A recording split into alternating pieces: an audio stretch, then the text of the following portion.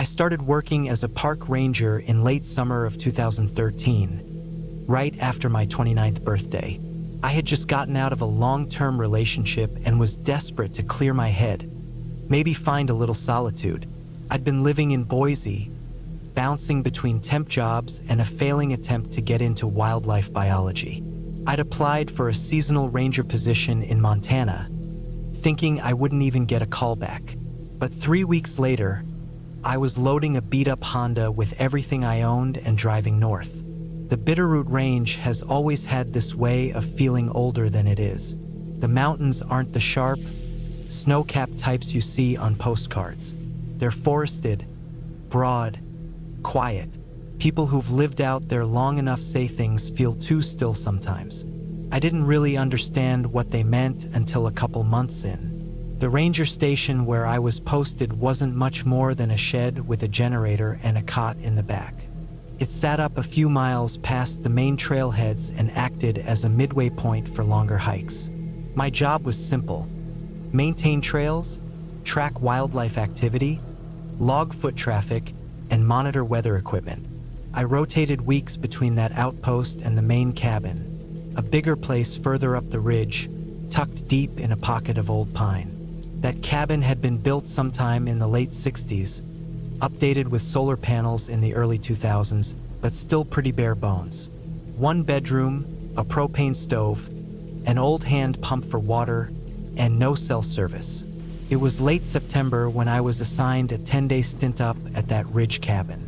My supervisor, a guy named Thomas who'd been doing the job longer than I'd been alive, warned me that weather could turn quickly that time of year.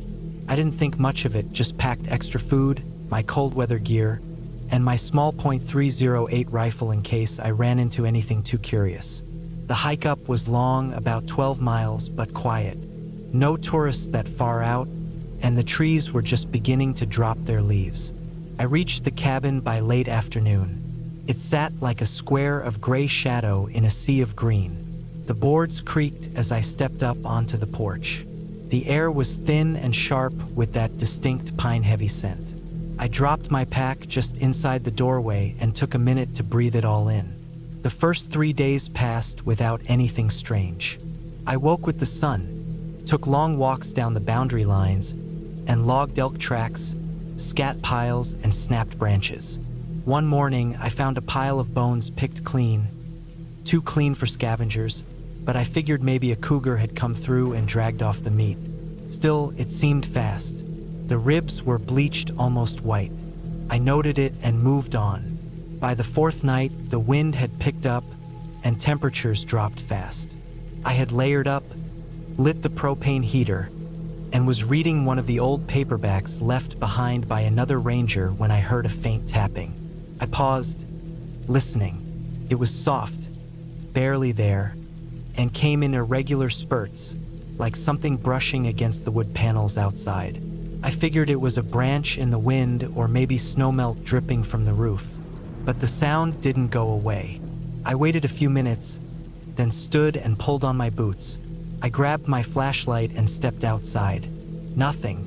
The wind pushed through the trees like a soft whisper, but the area around the cabin was clear. No fallen branches. I walked the perimeter twice, sweeping the beam of my light in every direction. Still nothing. I went back in, shook off the chill, and tried not to think too much of it. The next night, it happened again. Same sound, same faint taps against the outer wall, this time near the window.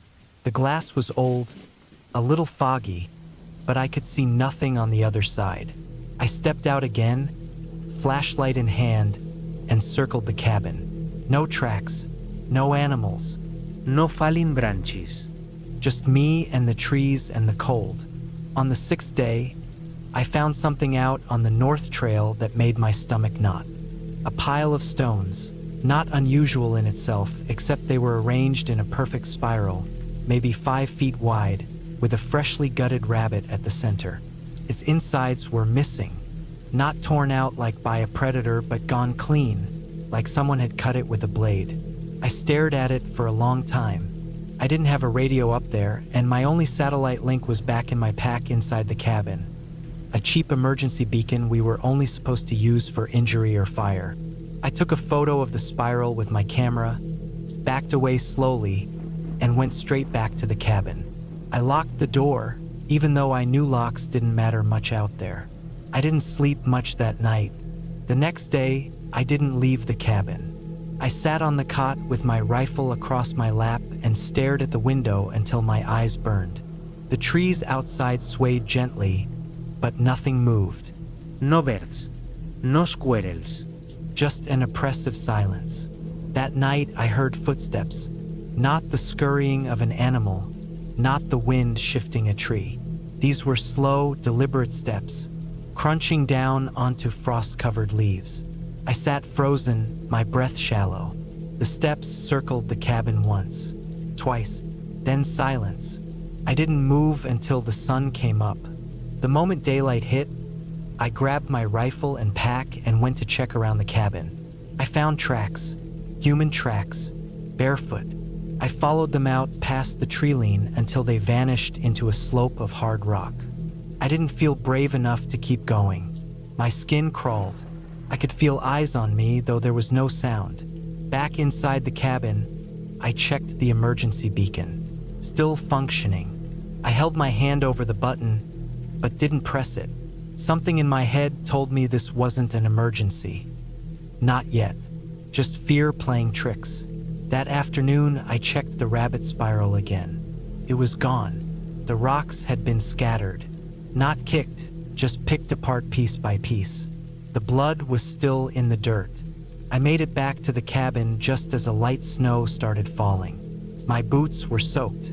My gloves were damp. I sat near the heater trying to get warm. My eyes kept drifting to the window, where fog collected in the corners of the glass. As darkness set in, I could almost swear I saw something beyond the tree line. A shape. Not moving, just standing, watching.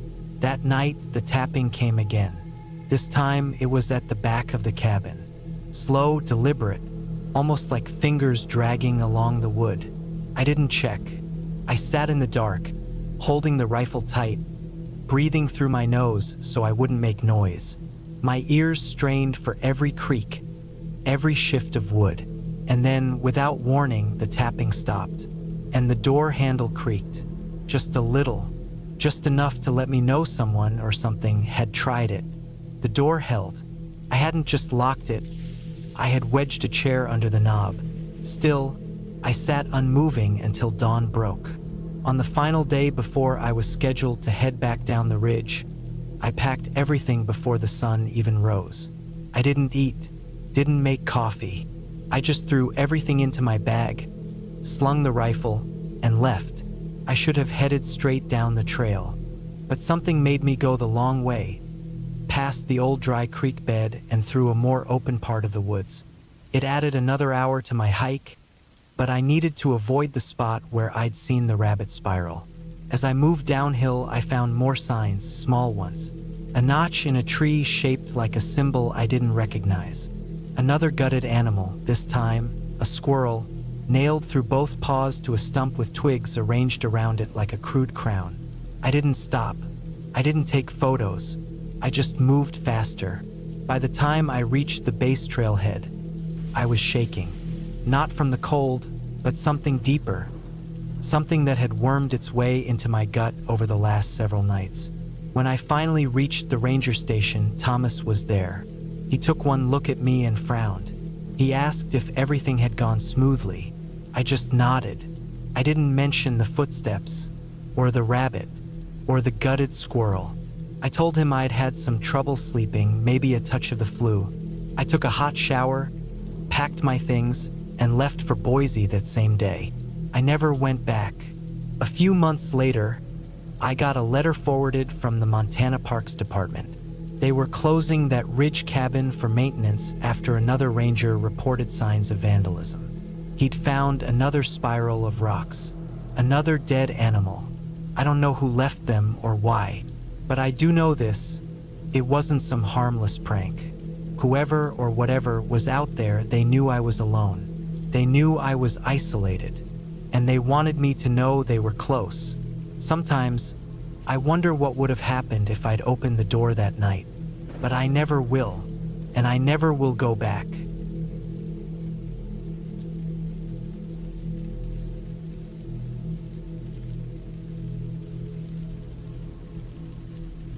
It was in the fall of 2013 when I decided to spend a few weeks off the grid. I was 34 at the time and working as a freelance contractor in construction. Jobs had slowed down after the summer, and I was in one of those slumps where everything felt off. I wasn't depressed exactly, but I was tired. Tired of the city noise, tired of people, tired of going to bed with my phone screen lighting up my face. I needed to be alone. Completely alone. I remembered this old property that had belonged to my great-uncle Paul, a small cabin way out in the woods near Grayson, Kentucky. I'd only been there once when I was a teenager, and the only thing I remembered clearly was how isolated it was. You had to drive through several miles of unmarked gravel roads, pass a broken wooden fence, and then cross a field that used to be a church graveyard. Though the church itself had burned down decades before, the headstones were still there, most of them tilted or broken. My Uncle Paul had kept the land out of some kind of weird loyalty to the church, but no one visited anymore. He died in 2001, and the property sat untouched since then. When I called the county office, they confirmed that the land title was technically in my dad's name now. He didn't care what I did with it. So I packed up some supplies, non-perishable food, basic tools, tarps, 2 flashlights, an axe, batteries, a camp stove, and a .38 revolver I hadn't touched in years. Figured I might need it out there. The place was surrounded by woods, and the last time I'd gone hunting with my uncle, we saw coyotes and a couple black bears deeper in the hills. I left Louisville around 10 in the morning. By the time I got to Grayson, the sun was already dipping low. From the gas station at the edge of town, I took back roads for nearly an hour, dodging potholes and fallen branches. I wasn't even sure if the gravel path leading to the cabin would still be there, but when I spotted the rusted road sign that simply read Church Bend, I knew I was close. I slowed the truck to a crawl and followed the winding trail through woods that seemed thicker than I remembered. The gravel road narrowed until branches scraped the sides of the truck, and just when I started to wonder if I'd gone the wrong way, the trees opened up. I saw the old field ahead. Even from the truck, I spotted broken stones sticking out of the overgrown grass like crooked teeth. I parked near the fence and got out. The air was sharp and cold, smelled like pine needles and damp soil.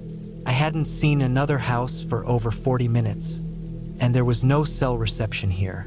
It was perfect. The cabin was still there, tucked into a small patch of trees behind the graveyard. From the outside, it looked surprisingly intact. The door sagged a little and some of the shutters hung loose, but the roof looked solid and the chimney was still standing. I walked around it once, checking for signs of animals or squatters, but saw nothing. Just leaves, spiderwebs, and a couple deer prints in the soft dirt. Inside, the air was dry and stale. Dust covered every surface. Old furniture was still there. Paul's recliner, a table with a broken leg, a bookshelf with warped paperbacks. I set up my cot near the fireplace and cracked a couple windows to air the place out. That first night was uneventful. I made some beans on the camp stove, read a little by lantern light, then bundled up and went to sleep. It was cold, but the silence was exactly what I needed. No cars. No texts. Just the sound of wind moving through the trees. I woke early the next morning and took a walk around the property. The graveyard stretched longer than I remembered, maybe 30 or 40 headstones in total, most of them unmarked or worn smooth by weather. I couldn't find any fresh graves, nothing newer than 1968. The woods on the far side of the field looked thick and untouched. I followed a deer trail into them for maybe half a mile, then turned back before I got too deep. That afternoon, I chopped some wood, swept the cabin, and reinforced one of the shutters that had nearly fallen off. I tried not to think too hard about the graveyard. I'd grown up around farmland and old barns, It wasn't that weird for land to have a cemetery nearby, but something about this one felt different. Maybe it was because it had no fence. No gate. Just sunken stones scattered across a field like forgotten debris. It was on the third night that I noticed something strange. I'd gone to bed early, bundled up tight in my sleeping bag. I didn't have a fire going, didn't want to waste wood yet.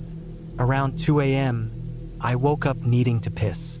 I got up, grabbed the flashlight, and stepped outside. The moon was bright enough that I barely needed the light. The air had that deep, dead quiet that only comes in the middle of nowhere. I walked a few yards from the porch, did my business near the tree line, and turned to head back. That's when I saw it. A small shape, maybe 5 feet tall, standing at the edge of the graveyard, near the far row of headstones. I froze. I aimed the flashlight toward it, but it was gone. Nothing there, just cold air and grass. I stood there for a minute listening. No sound, not even crickets. I told myself it was probably a deer, maybe a kid-sized stump. I went back inside and locked the door. The next day, I walked to that part of the graveyard and looked around. Nothing unusual. No footprints. No broken branches. I convinced myself I'd imagined it. My brain playing tricks in the dark. Still, I started sleeping with the revolver next to the cot. By the end of the first week, I'd fallen into a routine. Chop wood, walk the trails, cook simple meals. I'd even started journaling again, something I hadn't done in years. It helped keep me grounded. But things started happening. Small things. One morning, I found the front door wide open. I was sure I'd locked it before bed. The air inside was freezing. Nothing was stolen, but a pile of pine needles had blown in across the floor, as if the door had been open all night. A few days later, I spotted something near the graveyard again. Not a shape this time, something smaller. I found a sock, a child's sock, half buried in the dirt near one of the older graves. It was blue with a faded stripe. No reason it should be there. There were no houses for miles, no roads, no campsites. I picked it up with a stick, tossed it into the trees, and walked back to the cabin with a tight knot in my stomach. That night, I barricaded the door with a chair and stacked firewood inside. The next morning, there were boot prints in the frost outside, adult-sized, deep, leading from the trees to the graveyard, then back into the woods. I didn't sleep well after that. Each night, I thought I heard faint sounds outside. Not animals, those I could recognize. These were slow footsteps, branches cracking. One night I swore I heard breathing outside the window, steady and slow, like someone standing inches away. But whenever I looked, there was nothing. I told myself it was wildlife, maybe hunters passing through. I considered leaving, but part of me refused. I didn't want to give in to fear. I come here for silence and space. I couldn't crawl back to the city after one weird week in the woods. Then it got worse. On the 12th night, I woke to find the door open again. The chair I'd used to block it was tipped over. The firewood I'd stacked inside was scattered across the floor. My cot had been moved, shifted several feet. Not by accident. It looked deliberate. The revolver was still under the pillow. Nothing was missing. But someone had been inside. I stepped outside into the freezing dark, flashlight in hand, revolver in the other. I circled the cabin, heart pounding. There were no fresh tracks, but the ground was hard with frost. I walked to the graveyard and stood there, scanning the stones. That's when I noticed the shovel. It was leaning against one of the graves, old and rusted, but it hadn't been there before. I checked the grave. The soil had been disturbed. Not dug up fully, but someone had started to. Maybe a foot down. I stood there for a long time, staring into the shallow hole. The wind picked up. I turned and went back to the cabin, bolting the door shut behind me. The next morning, I packed everything. I didn't care if I looked crazy. I wasn't staying another night. By mid-afternoon, I was driving back down the gravel road, my hands white-knuckled on the steering wheel. I didn't stop until I hit the highway. When I got to the next town, I found a motel and stayed there. A few days later, I went back with the sheriff from Grayson and 2 deputies. I told them what I'd seen, left out the parts they wouldn't believe. We found the grave half dug, the shovel still there. They didn't find any prints or signs of people, but they took it seriously enough to file a report. I never went back after that. Later, I learned from a local that there had been a drifter, a man in his 40s, arrested years ago for squatting in abandoned hunting cabins. He'd vanished in the early 2000s. Rumors said he was dangerous, maybe schizophrenic, lived off animals and whatever food he could find. I don't know if it was him. I don't know who was out there with me. All I know is that someone was living in those woods, someone who didn't want me there, and they watched me every night from the edge of the graveyard. I sold the property a year later. Some guy bought it cheap, probably planning to tear the cabin down and build something new. I never told him about the shovel, or the sock, or the breathing outside the window, but I still think about it, especially when I wake in the middle of the night and feel like someone is standing outside, watching, waiting.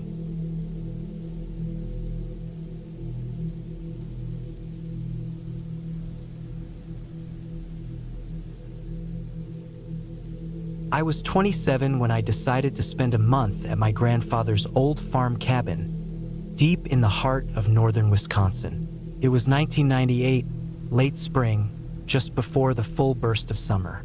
The farm had been in my family for 3 generations, but I never really knew it well. My grandfather passed away a few years back, and since then, the land sat mostly untouched. I wanted to get away from the city noise, the constant buzz of work and people, and figure some things out. This place felt like the last real quiet spot I could find. The cabin was simple, built with rough-cut pine logs, weathered by time and storms. The roof sagged a little, and the porch creaked when the wind hit just right. The farm was isolated, about 5 miles from the nearest road, with thick woods on one side and open fields stretching out on the other. The dirt driveway was overgrown with grass, and the fields were dotted with wildflowers and scattered patches of tall grass that swayed gently in the wind. A slow creek meandered through the property, giving the farm its name, Willow Creek. I arrived in the early afternoon, driving my old pickup through the winding dirt road that led to the farm. The smell of pine and damp earth filled the air.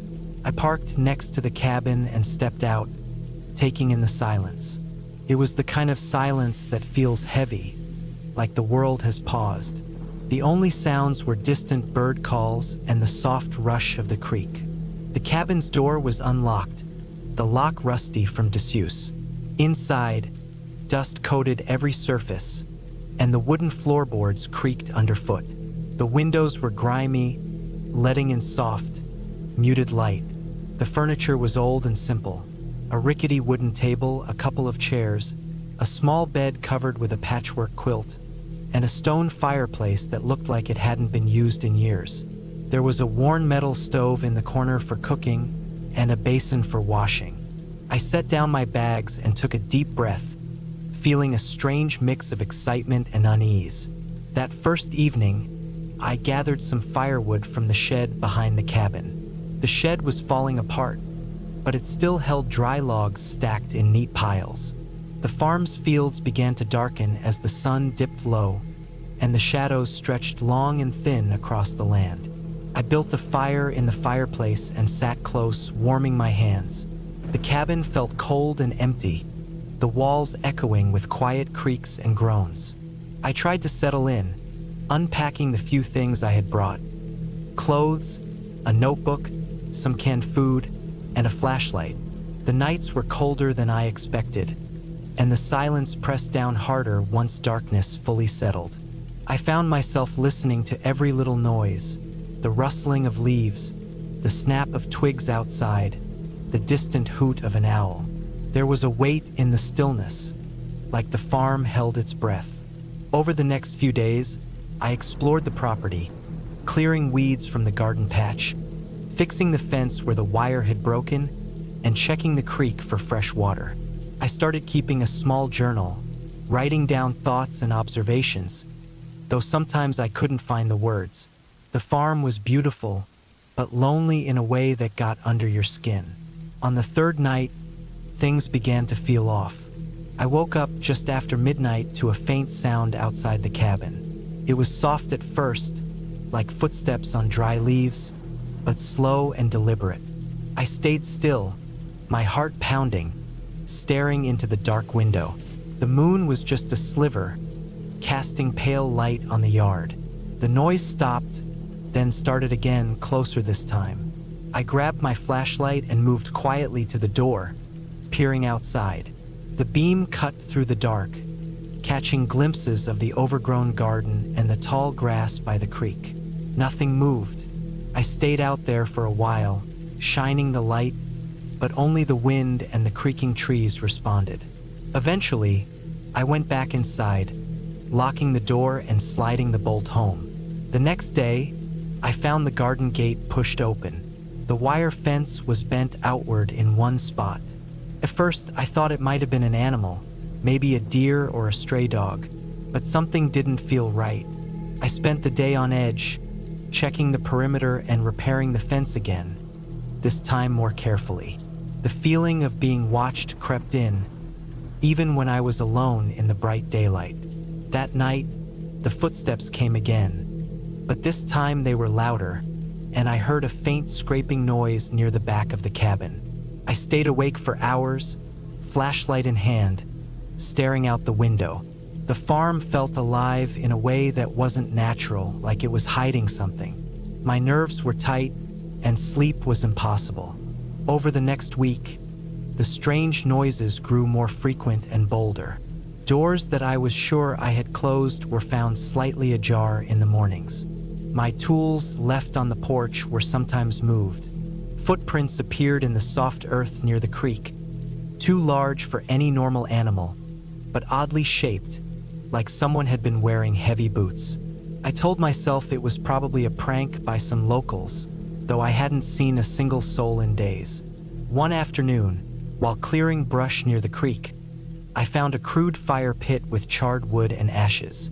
Nearby, I spotted broken glass bottles and some scraps of torn fabric. It looked like someone had camped close by recently, but the spot was deep in the woods, not visible from the cabin. The idea that someone had been watching me, hiding just out of sight, made my skin crawl. I took extra care locking the cabin and started carrying a hunting knife I found in an old drawer. I didn't want to admit to myself how scared I was getting, but the unease was growing like a weight in my chest. I tried to focus on the tasks, fixing the fence, checking the creek, chopping firewood. But every shadow seemed alive, every rustle a threat. On the 12th night, the quiet shattered. I was lying in bed, the cabin dark except for the flickering firelight in the fireplace. Suddenly, a loud crash came from outside, something heavy hitting the side of the cabin. I bolted upright, heart hammering. Then silence. I waited, listening hard. After a few minutes, I grabbed the flashlight and went to the door. The porch was empty, but the gate at the end of the driveway was swinging wildly in the wind. I stepped outside, the beam of the flashlight sweeping across the yard. Nothing moved, but footprints were pressed into the dirt right under the porch steps. They were large, irregular, and fresh. My mind raced. Someone had been there just moments before. I checked every window, then locked myself inside again. That night, I barely slept, clutching the knife and staring into the dark corners of the cabin. The next morning, I made a plan. I packed my bags and was ready to leave. But before I could start the truck, I noticed something strange near the barn. The side door was open. I was sure I had closed it tightly the day before. Inside, the tools were scattered, the old tractor covered in dirt and scratches. I felt a surge of anger and fear. Whoever had been here wasn't just passing through. They were looking for something. I grabbed a flashlight and went to check the woods around the farm, trying to spot signs of whoever had been sneaking around. As I walked the tree line, I found more signs. Footprints leading deeper into the forest, broken branches, and a rough path worn through the underbrush. My heart was pounding so hard I thought it might burst. The thought of confronting a stranger in the middle of nowhere terrified me. I returned to the cabin and called the local sheriff from the landline, explaining the situation. They said they'd send someone out in the morning, but until then, I was on my own. That night, I stayed awake in the living room with the fire blazing, the knife close at hand. Around midnight, the noises started again. Footsteps circling the cabin, soft thumps against the walls, and the unmistakable scrape of metal on wood. I held my breath, ready to defend myself. After what felt like hours, the noises stopped, and dawn finally broke through the grimy windows. The sheriff arrived mid-morning, a tall man with a weathered face and a calm presence. We walked the property together, him noting the footprints and broken fence. He told me there had been a string of break-ins in the area, local thieves targeting isolated farms for tools and equipment. The sheriff promised to keep a patrol near the farm and advised me to keep the doors locked and report any further incidents. I stayed the rest of the month, but the visits stopped after that. The sheriff's patrols seemed to keep whoever it was at bay. I repaired the fence better than before, cleared the underbrush around the cabin to improve visibility, and made sure the cabin was as secure as possible. The farm was no longer just a quiet retreat. It had become a place where I learned to be alert and strong. The solitude that had once been peaceful now carried the weight of knowing how quickly things could turn dangerous. When I finally left, I felt different. The farm had tested me in ways I didn't expect. It taught me that real fear isn't about ghosts or stories, but about the very real dangers hidden in silence and shadows, about the people who wander in the dark looking for trouble. I never found out exactly who had been on the farm that spring. Maybe they were just desperate thieves, or maybe someone with a grudge. But I learned to trust my instincts and respect the wild, quiet places where danger often hides unseen. The cabin still stands, weathered and waiting, a reminder that sometimes the scariest stories are the ones without monsters. Just the cold truth of being alone, exposed, and watched.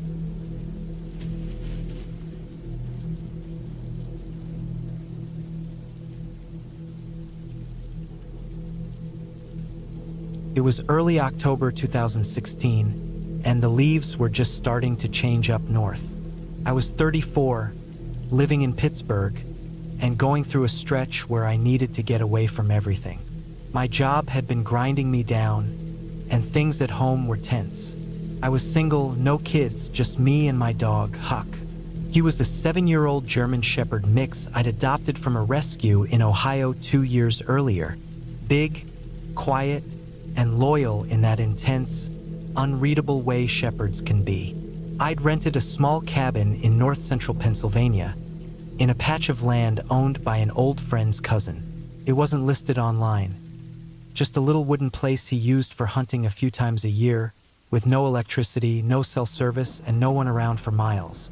I paid him a few $100 in cash for 5 days and got directions written out by hand. It was way off the main road, tucked near the edge of Sproul State Forest, down a trail that barely passed for a road once you left the gravel behind. It took most of the day to drive there, and by the time I made it up the last rough mile, it was nearly dark. The cabin was small, maybe 400 square feet, with a front porch and a rusted-out metal chimney. Inside, there was a wood stove, a cot, a sagging couch, and a table with 2 chairs. No free, no lights. Just oil lamps, matches, and a few empty mouse traps.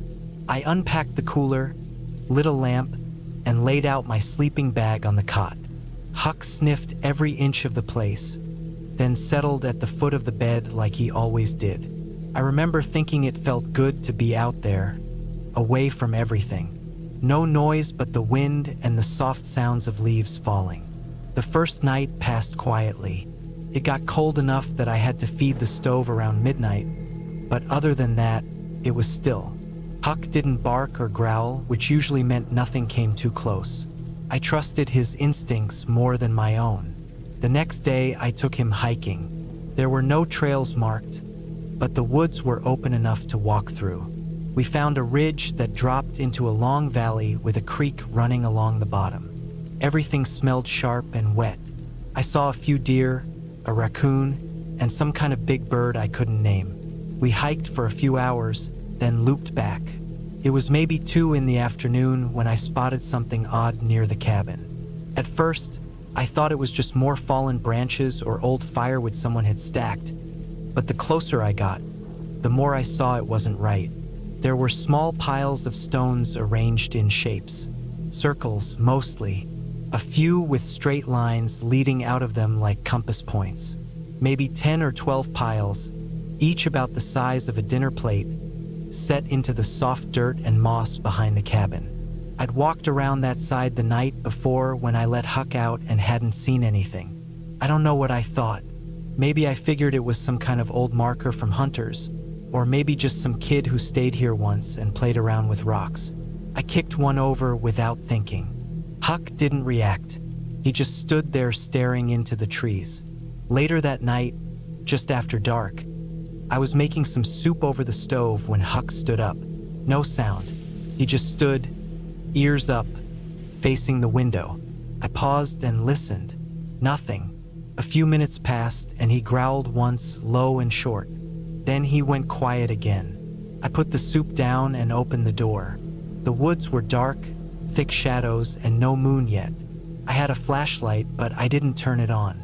I just listened. I could hear a few night insects, some wind up high in the trees, and the soft creak of the cabin settling. But I could feel it, that heavy stillness, the kind that makes the hair on your arms lift. I closed the door, locked it, and pulled the heavy latch across. Huck stayed on alert for almost an hour, then laid back down. The second night, I barely slept. I kept waking up thinking I heard something, sticks cracking, or a shuffle in the dirt. Every time I sat up, it was quiet again. Huck didn't bark or whine, just stayed by the cot, ears twitching. At one point, he did that slow, low growl again, but he didn't move. The next morning, I found more of those stone piles. 3 of them, new ones, same size, same shapes, right behind the cabin again.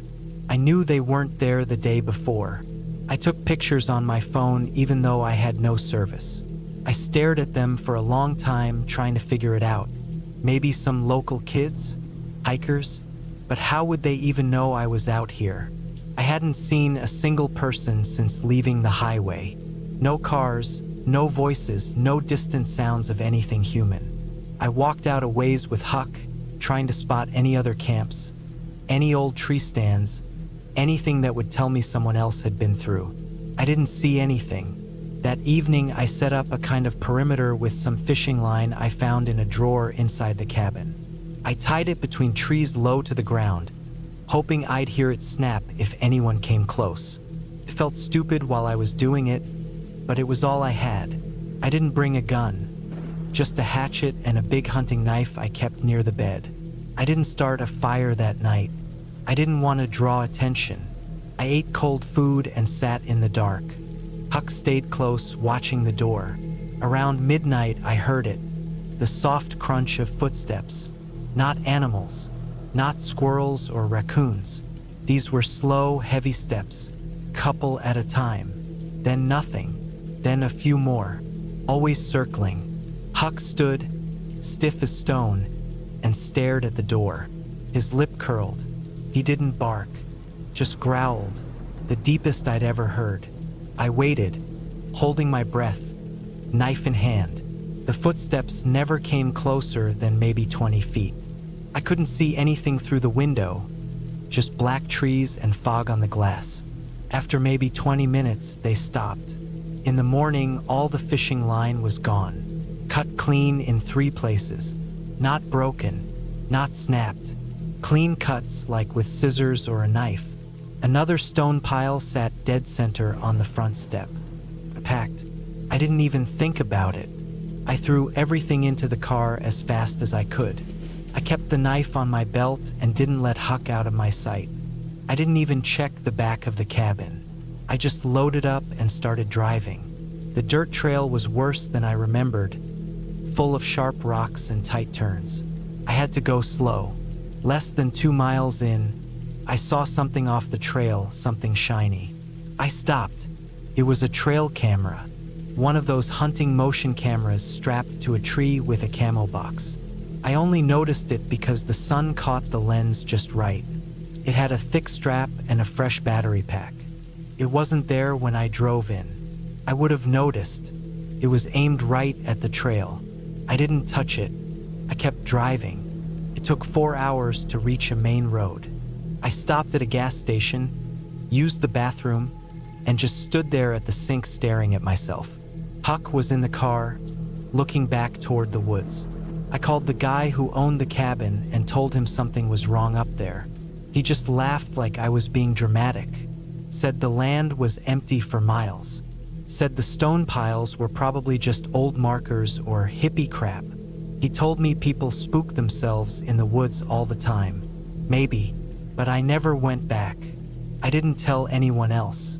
I kept the pictures on my phone for a few years, but I deleted them eventually. I still don't like looking at stone piles. I haven't been back in deep woods since.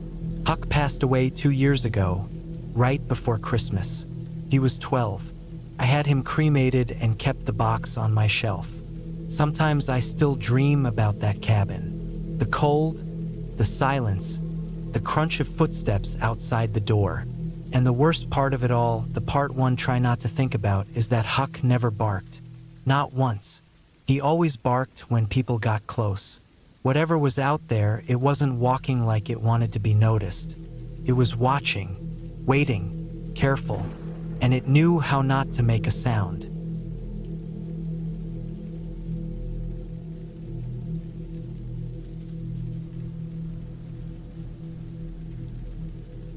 I didn't expect to feel so out of place. The car bumped over the dirt road, thick with gravel and dust that rose in little clouds behind me. The summer sun beat down through the tall pines, making the shadows sharp but short. I glanced at the speedometer. It wasn't much over 30 miles per hour, but the roughness of the road made it feel like a roller coaster. The air smelled like dry earth and pine needles crushed under tires. The cabin sat at the end of the road, tucked away in a small clearing surrounded by tall evergreens that seemed to lean in close, like they were guarding it. The place was older than I remembered from my last visit, maybe 20 years ago when I was a kid. Time had done its work. The wooden siding had faded from dark brown to a dull gray, and the roof had patches where the shingles were curling and missing. The porch sagged a little, and the steps creaked when I climbed them.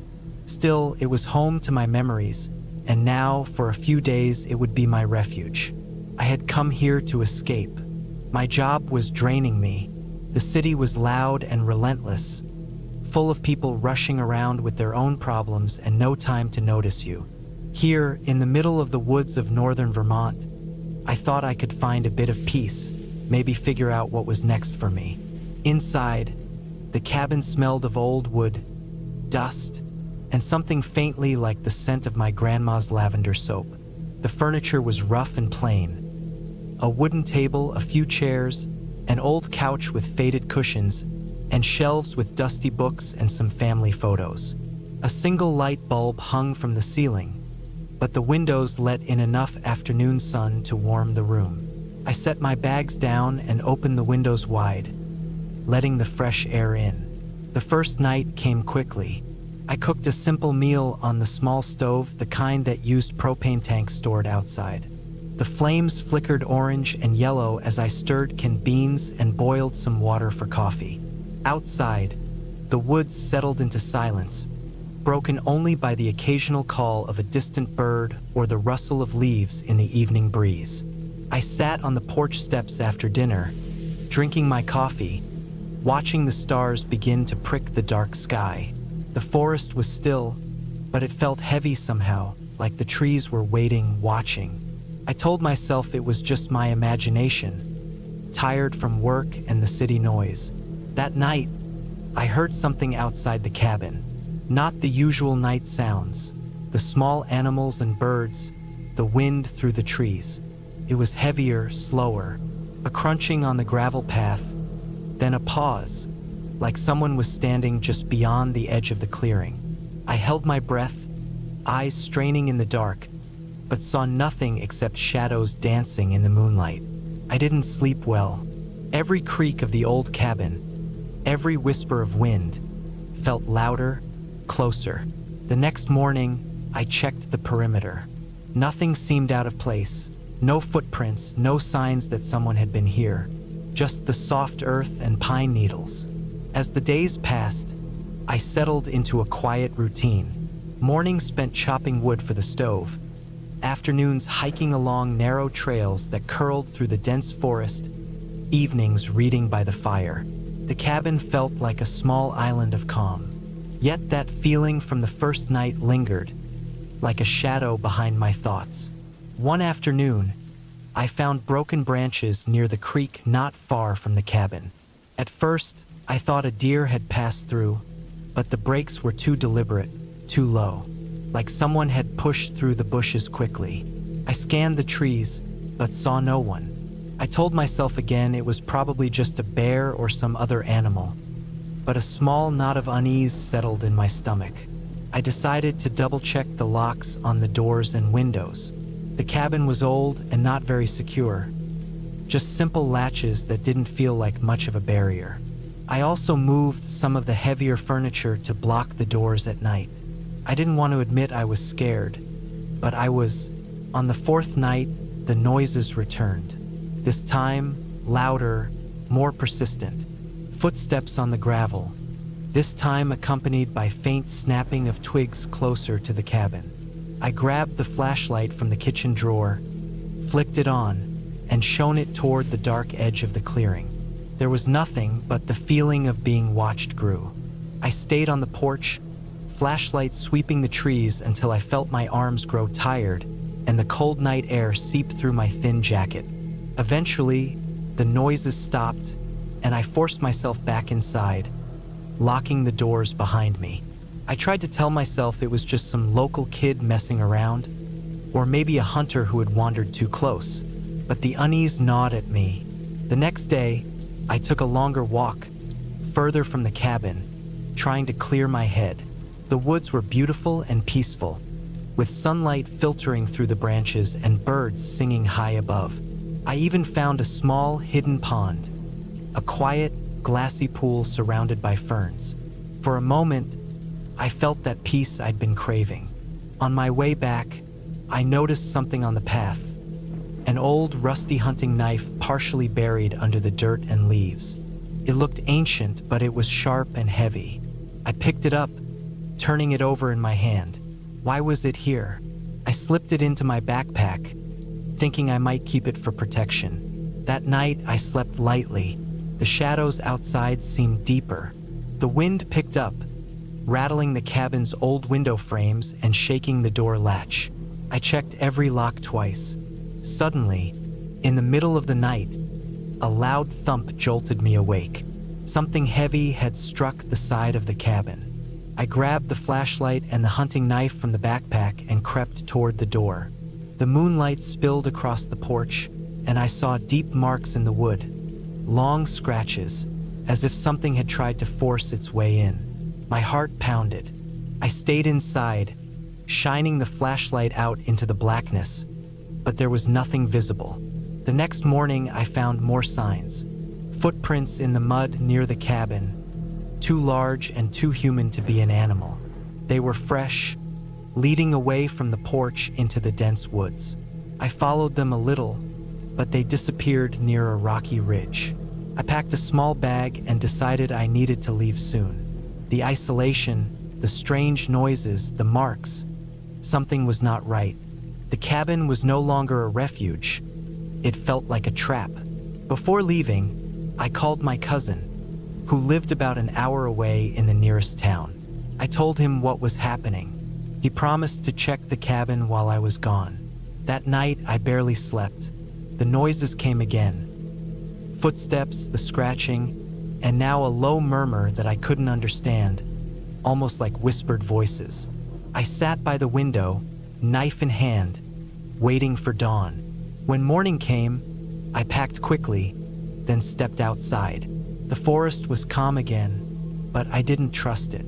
As I locked the cabin door behind me, a figure emerged from the trees. Not a shadow, but a man. He was rough-looking, wearing a dirty jacket and boots. His face was weathered, his eyes cold. He said nothing but stared at me. Something in his silence felt worse than any threat. Without thinking, I turned and started walking down the road. He didn't follow. After a long walk, I reached my car and drove away, leaving the cabin and the woods behind. Days later, my cousin called. He said he found footprints and broken branches all around the cabin, but no sign of the man. He'd also found some discarded cans and old campfires not far from the clearing. We agreed the cabin wasn't safe anymore. I haven't been back since.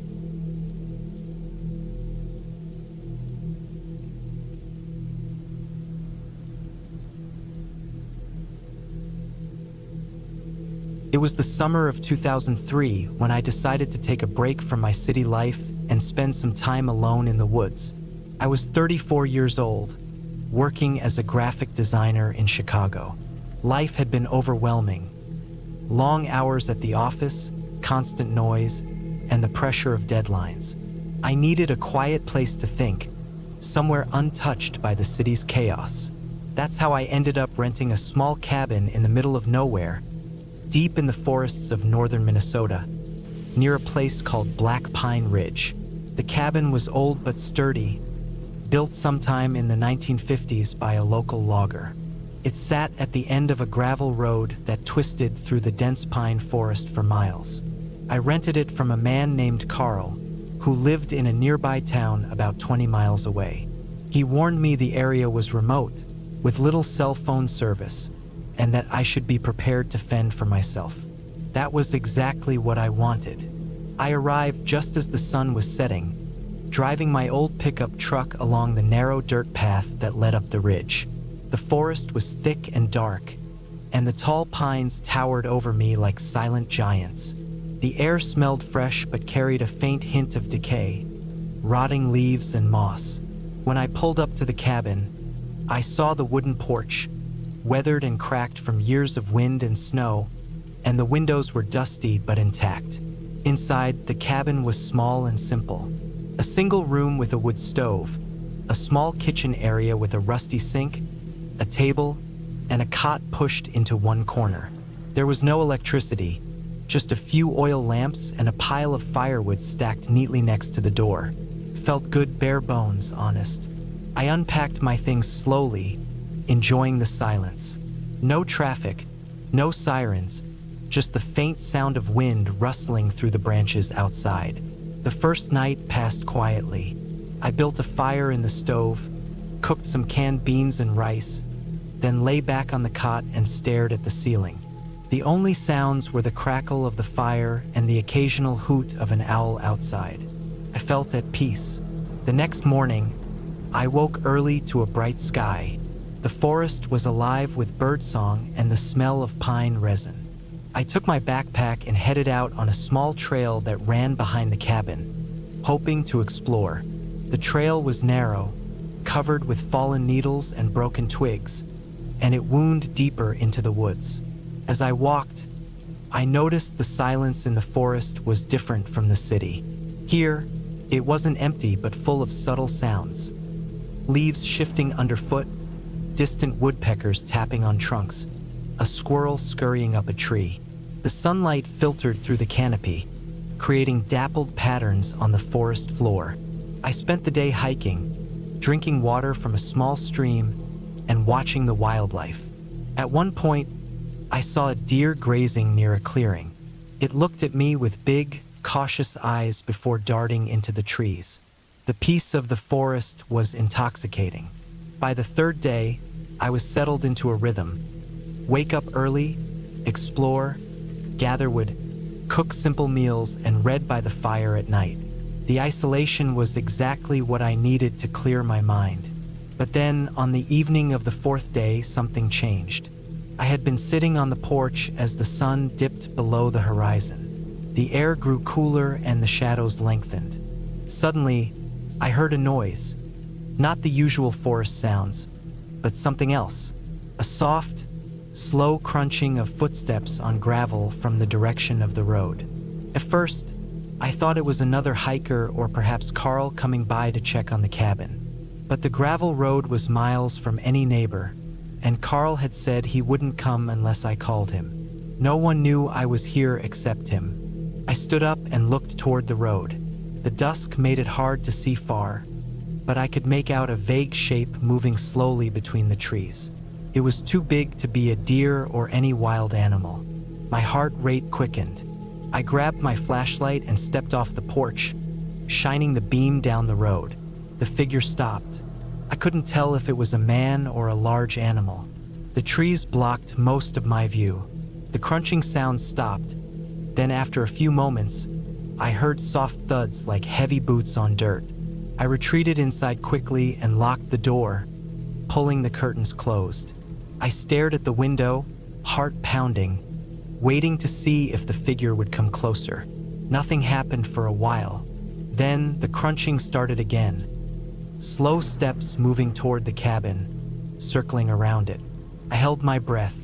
I remembered the hunting knife I had brought in my bag. I grabbed it and held it tightly. The sound stopped suddenly, and there was silence again. I didn't sleep much that night. Every little noise made me jump.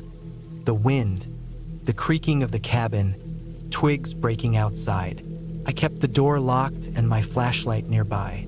The next morning, I stepped outside cautiously. The gravel around the cabin was disturbed. Footprints, large, heavy boots.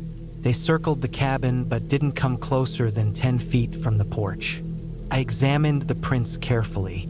They looked recent, maybe from the night before. That was when I realized someone had been watching me. I stayed inside most of the day, nervously peeking through the windows. I thought about calling Carl, but the phone line was dead, and there was no cell service. That night, the sounds returned, but this time they were accompanied by low grunts and whispers. Barely audible, but enough to freeze my blood. I stayed awake until dawn, too scared to move. I kept my knife close and a fire burning in the stove. On the morning of the 6th day, I found a strange message scratched into the porch railing with a knife. Asterisk, leave. Asterisk, I wasn't sure if it was meant to threaten me or warn me, but either way, I knew I couldn't stay. That day, I packed everything quickly and prepared to leave. The road was long and rough, and I was worried about encountering whoever had been stalking me. As I drove down the ridge, I kept my eyes on the trees, alert for any movement. About halfway down, I saw a man standing by the side of the road. A large figure wearing dark clothes and a cap, his face partially hidden in shadow. He didn't move as I passed but watched me closely. I didn't stop. I kept going until I reached the town. In town, I told Carl what happened. He wasn't surprised. He said the area had some local troublemakers who didn't like outsiders coming in and that others had similar experiences. He offered to help me get a refund, and I agreed. I never went back to Black Pine Ridge. The experience left me shaken, but it also taught me something important. Sometimes, the scariest things aren't ghosts or monsters, but real people who live in the shadows. The cabin in the woods was supposed to be a place of peace, but it became a trap. The isolation made me vulnerable to someone who didn't want me there. Looking back, I realize I underestimated how quickly solitude can turn into fear when someone else has different plans. I'm thankful I left when I did. The forest is beautiful, but it also hides many secrets, some darker than any shadow.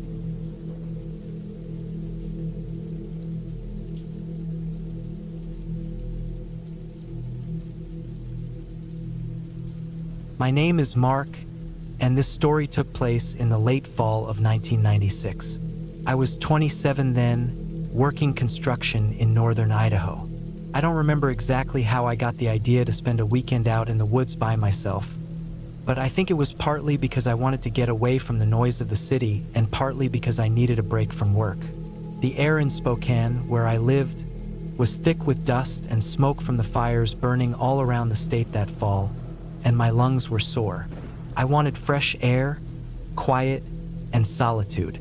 I found a small cabin listed for rent near Priest Lake, about 3 hours north of Spokane. It was an old wooden cabin, standing near the edge of the forest, about 100 yards from the lake shore.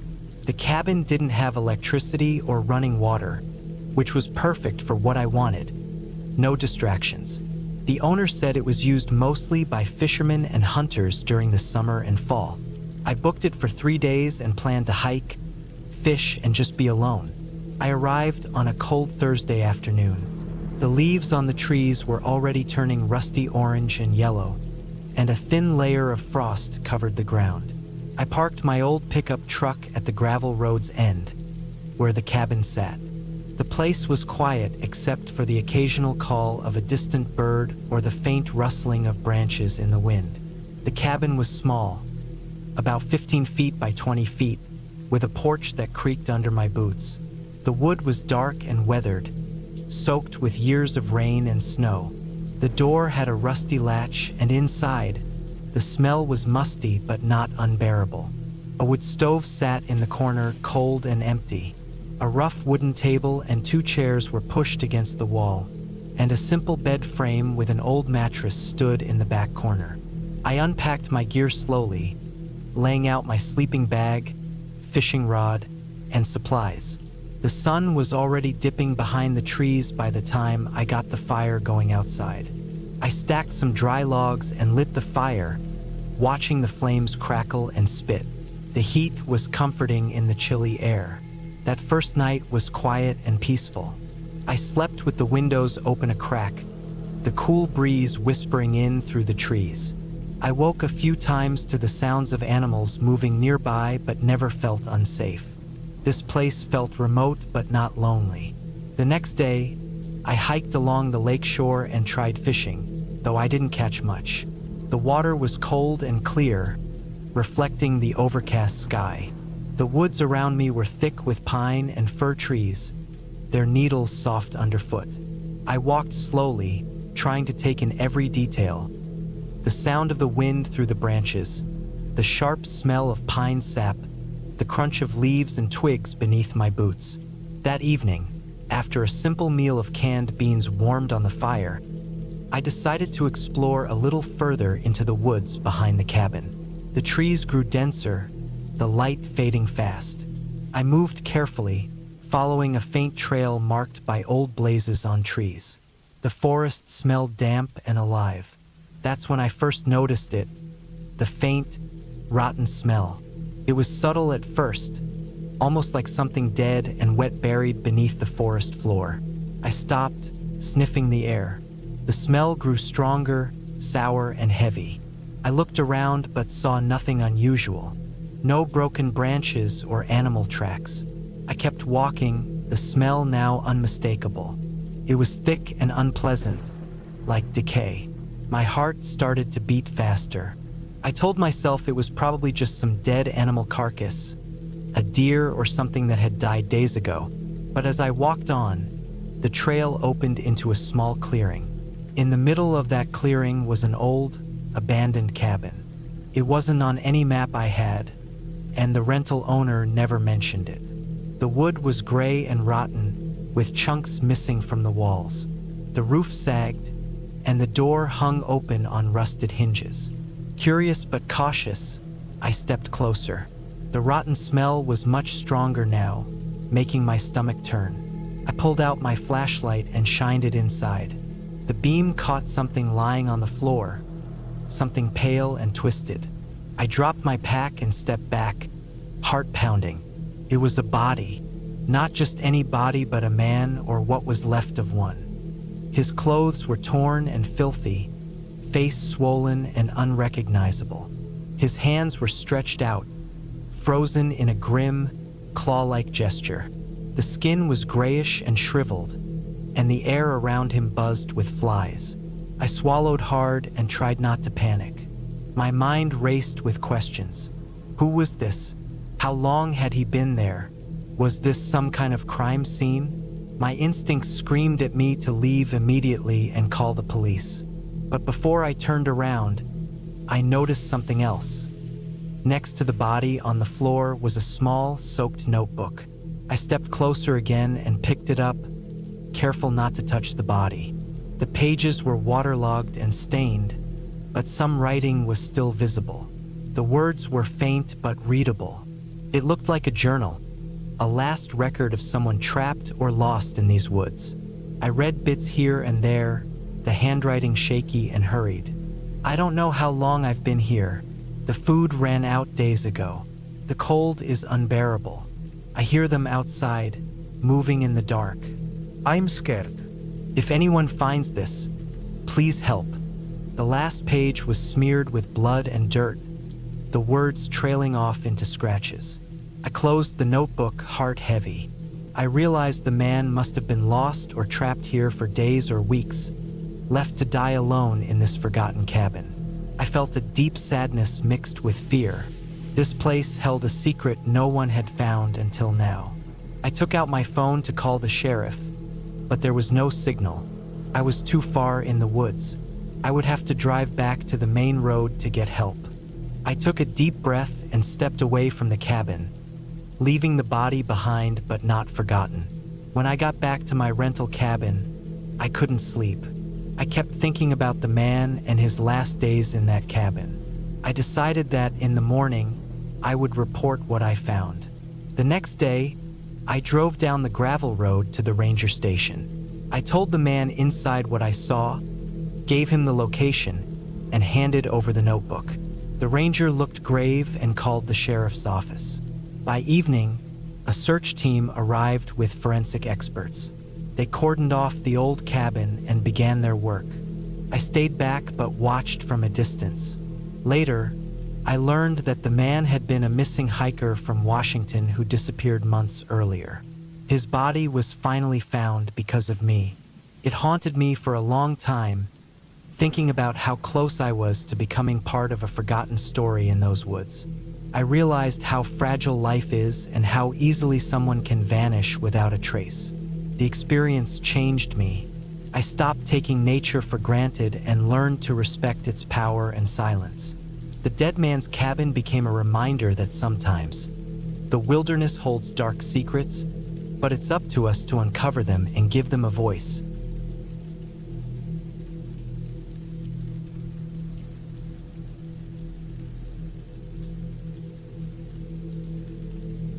I was 34 when I took a maintenance job that had me living out of a cabin for a few weeks at a time. It was the kind of thing I wouldn't have done if life hadn't cornered me into it. I'd just gotten out of a divorce that wiped me clean, and the idea of isolating for a while actually felt like relief. The position was with a timber company that leased old DNR land up north, past Houghton, in the deeper parts of the Upper Peninsula. The cabin sat alone on a cleared slope, surrounded by thick pines and poplars. A single gravel road led in, about 8 miles from the nearest paved stretch. It wasn't built for beauty, 2 rooms, single-pane windows, thin insulation, a propane heater, a generator for power, and an outhouse about 30 yards out. The company used it as a service outpost. I was tasked with keeping the generators running, clearing the snow, checking the radio relays, and making sure no squatters were in the area. They told me to be ready for the cold, said it could get down to -20 at night. I brought enough gear to stay warm and fed, but I didn't bring a whole lot else. I thought it'd be a quiet few weeks with firewood, canned food, and a thermos of black coffee always nearby. Just work, eat, sleep, repeat. That's how the first few days went. I shoveled snow, ran test signals on the old radios, and walked a few of the trails the loggers used. The company would check in twice a week by radio, and the rest of the time I was completely on my own. The first time I felt something was off was around the 6th night. I had been reading an old Reader's Digest I found on a shelf and drinking coffee by the propane heater when I noticed something strange. The snow on the step outside the cabin had a long, thin track through it, like something had been dragged. It ran from the tree line up to the porch. I thought maybe it was an animal, maybe a deer that got injured and slid around. But there was no blood, no hoof marks, just one long, smooth, deliberate trail. It was maybe 6 inches wide and curled just slightly at the end like something had been pulled. I stood there staring at it until the wind covered it up with a new dusting of snow. I chalked it up to a fallen branch that got blown across the snow. Still, I checked the area around the cabin. Nothing out of place. No tracks leading in or out. No sign of a struggle. I told myself I was being jumpy. The wind and the cold do weird things when you're alone. I locked the door that night and pushed a chair under the knob just in case. The days stayed quiet. It was always cold, and I kept my gloves and boots on most of the time, even inside. I'd chop wood, check the antennae, keep the generator gassed, and walk a perimeter line that looped about half a mile through the woods and back. The snow was thick, and I had to stomp it down over and over. I didn't see anyone, didn't hear anything but wind and the occasional cracking of trees under frost. But things started feeling watched, like when I bent down to refill the generator or scraped ice off the antenna dish. I'd get this prickly sensation on the back of my neck, like someone was in the woods, looking, waiting. I'd stop what I was doing and listen, but it was always quiet, still too still. No birds, no rustling, not even the sound of small animals. That silence isn't natural. Not in winter woods. There's always something. I tried telling myself that it was just too cold for wildlife, but even that didn't sit right. I started checking the snow more closely each morning. And sure enough, about a week in, I saw new signs. Footprints, not boots, bare feet, human, but narrow and long, like someone who hadn't worn shoes in years. The prints came down from the slope behind the outhouse and stopped at the side of the cabin. Then nothing, no return trail, no signs of someone laying down or backtracking, just a row of prints leading in and gone. I didn't have a gun with me, just a hatchet and a flare gun for emergencies. I kept both closer after that, slept with the hatchet under my cot. I didn't tell the company anything over the radio, didn't want to sound paranoid. I started taking shorter walks and didn't go too far past the tree line anymore. One morning I woke up to the smell of diesel. Not from the generator. That one had been empty since late the night before. It was coming from outside. I stepped onto the porch, and there was a long streak of diesel fuel sprayed across the snow. It led from the fuel can I'd left near the generator all the way to the trees. The can was still upright. No footprints. Just fuel. I started thinking maybe someone was messing with me. A local maybe. Some drifter who didn't like company. But I couldn't figure out how they got in and out without leaving more signs. I'd been checking the road every day. No tire tracks. No snowmobile treads. Just the same undisturbed white. That night I didn't sleep. I turned off the heater so I could hear better and stayed wrapped in 3 layers, sitting on the edge of my cot with the hatchet in one hand. I heard noises around 2 a.m. Not loud but deliberate, like soft crunching footsteps in the snow, then tapping on the wall. Not random. 3 taps, then a pause, then 2 more, then silence. I didn't move, just stared at the door. I didn't even breathe hard. I waited like that until light started to come through the frosted window. When I finally stepped outside, nothing. No prints. No scratches. But the tapping had been real. I hadn't imagined that. From that day, everything felt off. The forest seemed darker even during the daytime. The trails I walked looked slightly different, like trees had moved or bent at angles that weren't there before. The cabin creaked more. There were odd smells, copper, rot, and old dirt, that would come and go without warning. I found dead things too. A rabbit split clean down the middle, no signs of struggle. a raccoon with its eyes missing but no other marks. Once, I came back from a half-hour walk and found the front door wide open. Nothing inside had been touched, but the door had been latched when I left. It didn't swing open on its own. The worst was near the end of the second week. I was refilling the generator again, keeping an eye on the woods, when I noticed something nailed to the back of the outhouse. A strip of deer hide, long, narrow, and stretched tight, cleanly cut and pinned up with 3 rusted nails. I hadn't seen it the day before. It hadn't been there. I walked a wide circle around the cabin that day. Still no sign of anyone. Still no tracks. And that's when it hit me that whoever or whatever was doing this wasn't coming by road. They were already here, living out in the trees, watching, waiting. I decided I'd had enough. I radioed the company that evening and said I needed to be rotated out early. Said the generator had issues and the signal equipment needed checking. They said it would be 3 days before someone could come. A snowstorm was blowing in, and the roads would be shut for at least 48 hours. I didn't sleep much those 3 days. I kept the fire small and stayed quiet. Didn't go outside more than I had to. Every hour or so I'd hear distant noises, sometimes knocking, sometimes the low thud of something moving against the wall, sometimes breathing, not mine, just past the window, controlled, shallow breathing. On the last night before pickup, I heard the door handle rattle.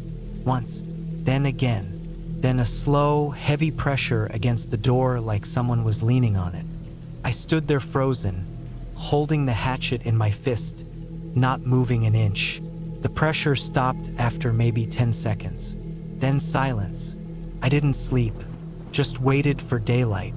When the pickup truck finally arrived the next morning, I ran out to meet it with my pack already on. I didn't say much to the driver, just that I was ready to go. As we drove off, I looked back once at the cabin. Nothing there, just a quiet slope, thin smoke from the chimney, and cold stillness. But I knew something had been there. Back at the main office, I filed a report. I didn't lie, but I didn't go into all the details either. I said there were signs of wildlife activity near the cabin, that I suspected a poacher or squatter had been nearby. They nodded and said they'd check it out when the snow cleared. I didn't stick around to find out if they did. I took a job in southern Michigan after that. Concrete repair. Loud, busy, hot. All things I used to hate. Now I can't get enough of it. I've never gone back up there. I still think about it though. Not every day, but often enough. When the night's too quiet or when I smell diesel in the air. Sometimes I dream about the tapping on the wall. 3 times. Pause. 2 more. And sometimes, just before waking, I dream that the cabin door finally opens. Not with force, but slow, deliberate, and something walks in, but I never see it, and I never want to.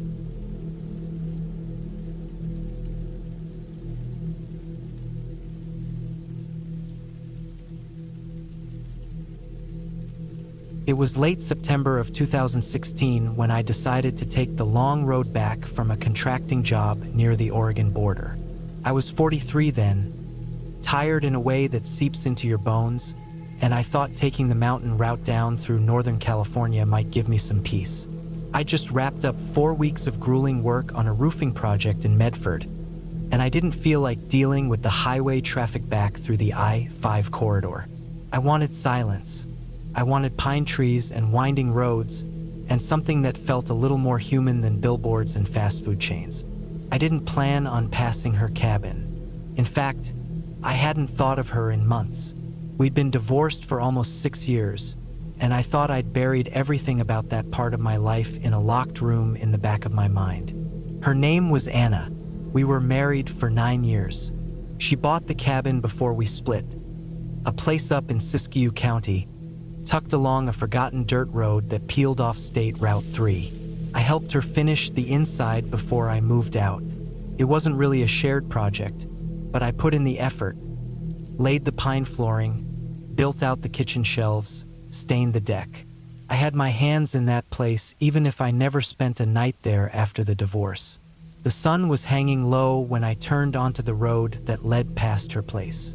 I wasn't even thinking about it until I saw that warped green sign, Lost Creek Road.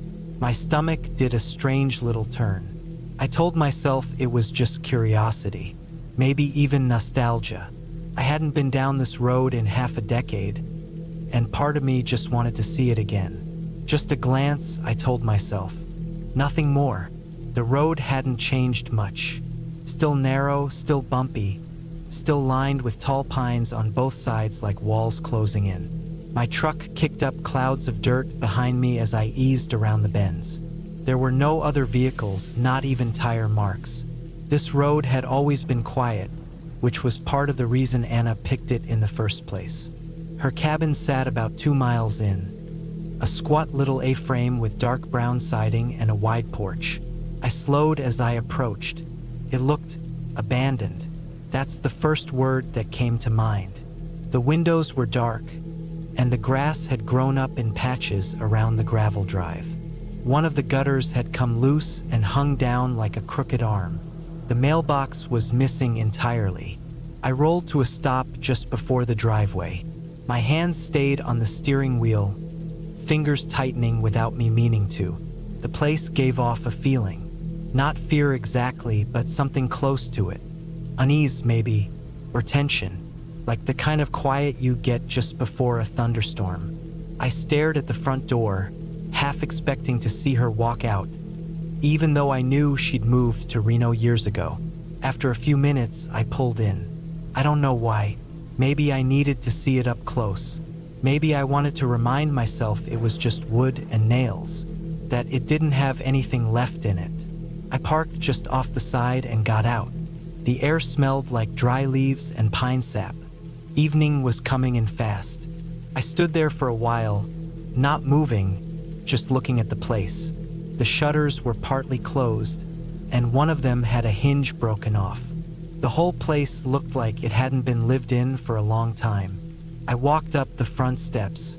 They creaked under my boots. The doormat was gone, but I remembered the spot where we had once buried a spare key under a loose floorboard on the porch. I wasn't looking for a reason to go inside. I was just following a path my memory laid out. The key was still there. That should have been the moment I turned around and left. But I didn't. I pushed the door open and stepped inside. It smelled like stale air and old wood. The kind of smell a place gets when it's been shut tight for too long. Dust hung in the air like fog, and the light through the windows was faint and orange. It was exactly as I remembered it, but more hollow. The living room was bare except for the old sofa we'd hauled up from Reading one summer.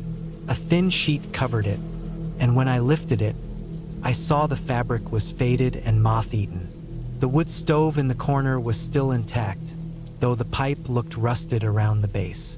I walked through the kitchen, past the counter I'd installed myself. The sink had a rust ring where a pan must have sat for years. The cupboards were open and empty. No plates, no glasses, not even dust. Just nothing. I climbed the narrow stairs to the loft. That room was where the bed had been. Now it was just floorboards and shadows. A few old boxes sat stacked against the wall. I didn't open them. On my way back down, I noticed something I hadn't before. A series of long scratches on the wall by the stairs. Not fresh. The paint had chipped around the edges, and they looked deep. Too deep for a cat or raccoon. More like gouges. Parallel lines, almost uniform. I stared at them for a long time, trying to find a reasonable explanation. Maybe she'd had some kind of furniture accident. Maybe she moved something heavy down the stairs. But they didn't make sense. I left the house quickly after that. The air felt thicker, the kind of thickness that presses in on your chest. I stood on the porch for a moment, breathing through my nose, trying to calm whatever had started to rise in me. I looked out toward the trees and noticed something else. Footprints, leading away from the cabin into the woods. They were faint, but the ground had been soft from the week's earlier rain, and they stood out just enough to catch my attention. The strange part was how fresh they looked.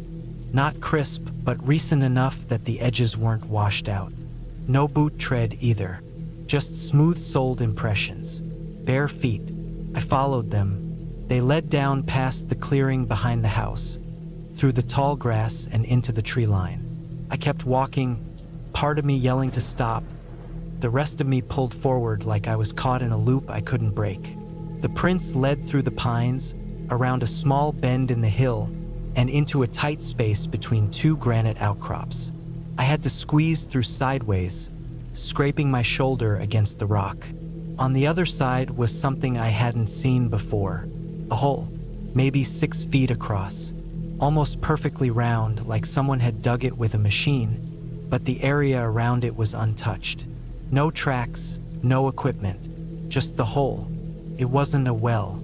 It didn't have bricks or a lining, just a deep, black pit in the forest floor. I picked up a stone the size of my fist and dropped it in. I waited. 5 seconds. 10. Nothing. No sound. Just silence. That's when I felt it.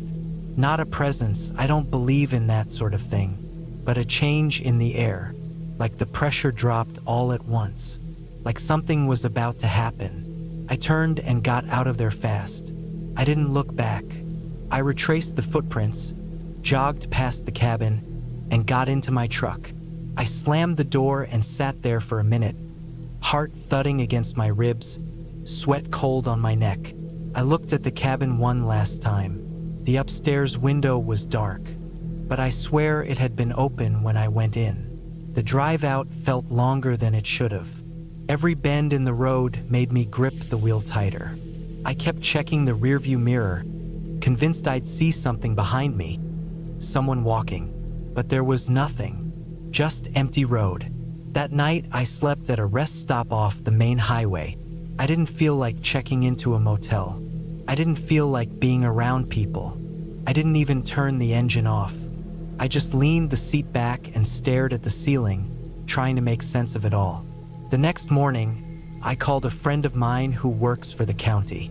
I didn't give details, just asked him to look up any records tied to the property. He called me back 2 days later. There was no record of a sale. Anna had never sold the cabin, but she didn't own it anymore either. It had reverted to county property after it was forcibly vacated in 2014. The report didn't say much, just that the house was found abandoned and that the interior showed evidence of extended habitation despite no known occupants. I asked if anyone had gone missing. He paused, said he wasn't supposed to talk about it. But then he added one thing. In late 2013, a couple hikers went missing in that same area. Their car was found parked off the same dirt road. They were never found. I didn't go back. I didn't try to find the hole again. I deleted the county files off my phone and tried not to think about any of it. But sometimes, late at night when I'm driving through the hills, I'll get that same feeling. Like the air has shifted, like the pressure's changed. And I remember that pit in the woods.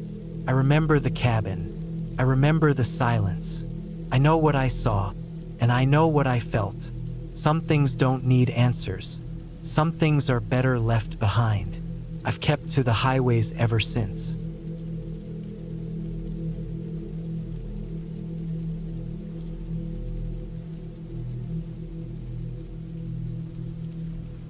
It was October of 2017 when I took a solo trip up north. I was 38 at the time, living in a quiet corner of Kansas, working as a land surveyor. Work had slowed down a bit, and my head was all over the place. Bills, repairs at home, stress from a recent breakup. I needed to disappear for a few days, away from the phone, the house, everything. I had an old hunting cabin my uncle left me near the Nebraska border. It sat out near a patch of land that hadn't seen traffic in years, not even from the few guys who hunted out there during deer season. The cabin was small, just one room with a cot, an old stove, a steel sink, and some beat-up furniture. But it had everything I needed. It had no Wi-Fi, no cell service, and barely enough power from the generator to run lights at night. Perfect. I packed up my Remington 700, a few essentials, a cooler with food, and headed out early one Thursday morning. The drive took just under 5 hours, with the last stretch being a gravel road that wound into the forest. No signs. No markers. Just dirt, trees, and the crunch of my tires. I arrived just before noon. The place looked the same as I remembered it. Weather-beaten with siding, rusted tin roof, and the little porch out front with a broken railing. The lock on the door was stiff, and the hinges creaked loud when I pushed it open. Inside, the air was stale and dry. It smelled like old firewood, dust, and damp fabric. I lit the oil lamp hanging by the door, swept out a few mouse droppings, and got to work unpacking. The first day was uneventful. I spent the afternoon walking the trails, marking trees, checking for any fresh tracks. I saw a few rabbit prints, maybe a raccoon. No signs of deer. That didn't bother me. I wasn't there just to hunt. I sat by the fire pit that evening, drinking coffee and staring out at the black tree line. It was dead quiet. The kind of silence that gets under your skin after a while. That night, I slept with my rifle by the cot, like I always did. Nothing happened, just the wind brushing against the cabin and the occasional creak of the beams. The second day started like any other. I cooked some eggs on the little propane stove, then took off deeper into the woods. I had a trail camera I wanted to set up by a narrow game trail that led down into a dry creek bed. As I walked, I noticed something strange. There were fresh boot prints in the mud. Not mine. They were deeper and wider, and they went off the trail toward the east. That was odd. No one else was supposed to be out here. I followed them for a bit, but they disappeared into some thick brush. Figured it was just a hunter who got lost or someone passing through. Still, it made me uneasy. I didn't carry a phone, but I had a flare gun in the cabin in case of emergencies. That night, I couldn't sleep as well. The air felt heavier, like it does before a storm. I kept thinking about those boot prints. The trees outside groaned in the wind, and I swear I heard something step on dry leaves not far from the cabin, maybe around 2 in the morning. I held my breath and sat up on the cot, holding the rifle across my lap. But nothing came. No knock on the door, no light movement, just quiet again. Day 3, I went back to the creek bed to check the trail cam. There wasn't much on it, just a few raccoons. But I noticed something else. A piece of dark fabric, like a torn sleeve, hanging from a branch nearby. It wasn't there yesterday. It looked like denim, maybe from a jacket. I didn't touch it. I just backed away and went back to the cabin. I started to get this feeling in my gut. A wrongness. The kind you get when someone's watching you. I didn't want to be paranoid, but I also wasn't going to act like nothing was going on. That evening, I stayed inside. I didn't light the oil lamp, just kept my back against the wall and listened. I had the rifle on the table, safety off. Around 11 p.m., I heard something again. Not just the wind. This time it was clearer, crunching leaves. Slow steps. I leaned up and peered out through the tiny window. There was no moon, but I could just make out a shape by the edge of the tree line. Tall, still, too still. It didn't move for a long time. I didn't blink. I just watched. Eventually, it stepped backward and disappeared into the trees. I didn't sleep at all that night. By the 4th day, I wanted to leave. My cooler was still mostly full, but I packed it up anyway and loaded the rifle with fresh rounds. I didn't want to walk back to the truck in the dark, so I figured I'd leave the next morning at first light. I spent that day cleaning up, securing the place, and sitting by the window with the rifle across my knees. That night was the worst. Started around midnight. I heard footsteps again. Closer. I didn't move. Then I heard something drag across the outside of the cabin. Maybe a stick or the edge of a coat. It circled the place once, slowly. Then nothing. I held my breath for what felt like hours. Then, at some point near dawn, I dozed off. When I woke up, the sun was barely rising. The sky was gray. I stood, stretched, and stepped outside, half thinking I'd imagined the whole thing. Then I saw the footprints, deep ones, right up to the door and around the back of the cabin. The prints weren't fresh. They were muddy, dried at the edges, like someone had been doing this more than once. Watching, walking around, waiting. I packed everything in 10 minutes flat. I didn't clean the dishes. I didn't fold the cot. I just threw things in the cooler and shoved it into the truck bed. As I drove back down the gravel road, I caught something in the rearview mirror. A figure stepping just barely into view from the tree line, watching me go. Again, too still. I never looked back after that. When I got home, I tried to rationalize it. Maybe it was just another hunter. Maybe a drifter, someone living off-grid. Maybe it was all in my head. But then I remembered something that didn't sit right. A few weeks later, I got a letter from the county. It was about the property taxes, standard stuff. But it mentioned something I hadn't thought about. My uncle's property butted up against another parcel. A small one, maybe a few acres, that had never been developed. No records, no address. It was just a black spot on the map. Out of curiosity, I drove down to the local clerk's office, asked to see the parcel data.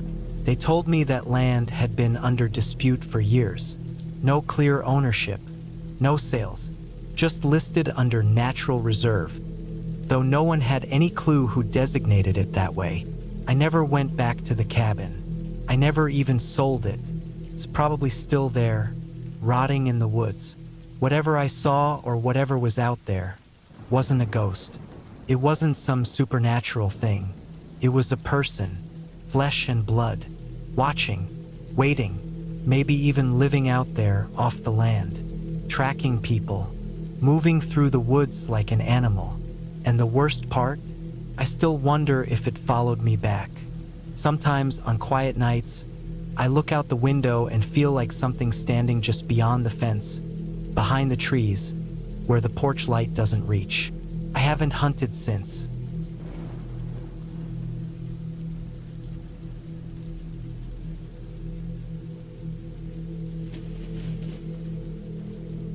It was the fall of 2004 when I found myself heading out toward Carter's Ridge in northern Arkansas. I was 36 at the time, working maintenance for a small school district, and in between relationships, living in a rental just outside Boonville. The days were cooling off, and for some reason I had it in my head that I needed to get out into the woods for a while. Get some quiet, some space to think. I wasn't a city guy, never had been. I grew up around Fort Smith, but had spent more time in the woods than anywhere else. Hunting, camping, sometimes just walking. I had a beat-up Ford Ranger, a good tent, and a few days off I hadn't used. I didn't tell anyone where I was going. I didn't really think it was necessary. That wasn't strange back then. Carter's Ridge wasn't on many maps. You could find it if you had one of those older USGS topographic prints, but even then, it wasn't marked as anything special. Just hills, creeks, and a rough trail running through some national forest land. I'd only been out that way once, years back, and I remembered there being a clearing near a bluff that overlooked a narrow valley. That's where I wanted to set up camp. I left just after sunrise on a Thursday. The drive took me a few hours, most of it on gravel roads that hadn't been maintained in years. The last few miles were slow, full of washouts and ruts deep enough to swallow a tire if I wasn't careful. Eventually, I parked the truck off a narrow cut in that looked like it had been used by hunters long ago. From there, it was all on foot. I had my old Alice pack, about 50 pounds worth of gear, enough food for 4 days, and a .22 rifle strapped to the side. Not for any serious hunting, just squirrels or rabbits if I needed something extra. I also brought a hatchet, a roll of paracord, and a small water filter in case I needed to drink from the creeks. I packed light and efficient. Years of doing this taught me that the first 2 miles of hiking went fast. I followed the old trail up and over a low ridge, then down into a shallow hollow where I could hear a creek running. Everything looked good. There was no sign of anyone having been out there in a long time. No wrappers, no recent boot prints, nothing. The woods were alive but quiet, just the way I liked them. I crossed the creek at a shallow bend, took a moment to fill one of my canteens, then headed up the slope on the far side. That's when I saw it. About halfway up the slope, hidden behind some overgrown brush, was a structure. At first, I thought it might just be a hunting blind or maybe a shed. But as I got closer, it became clear that this was something older.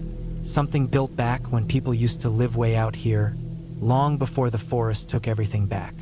It was a cabin. Old, slanted, half buried in leaf litter and vines. The roof sagged in the middle and the chimney was crumbling. The wood was gray and dry, with moss creeping up one side and carpenter bees buzzing around the eaves.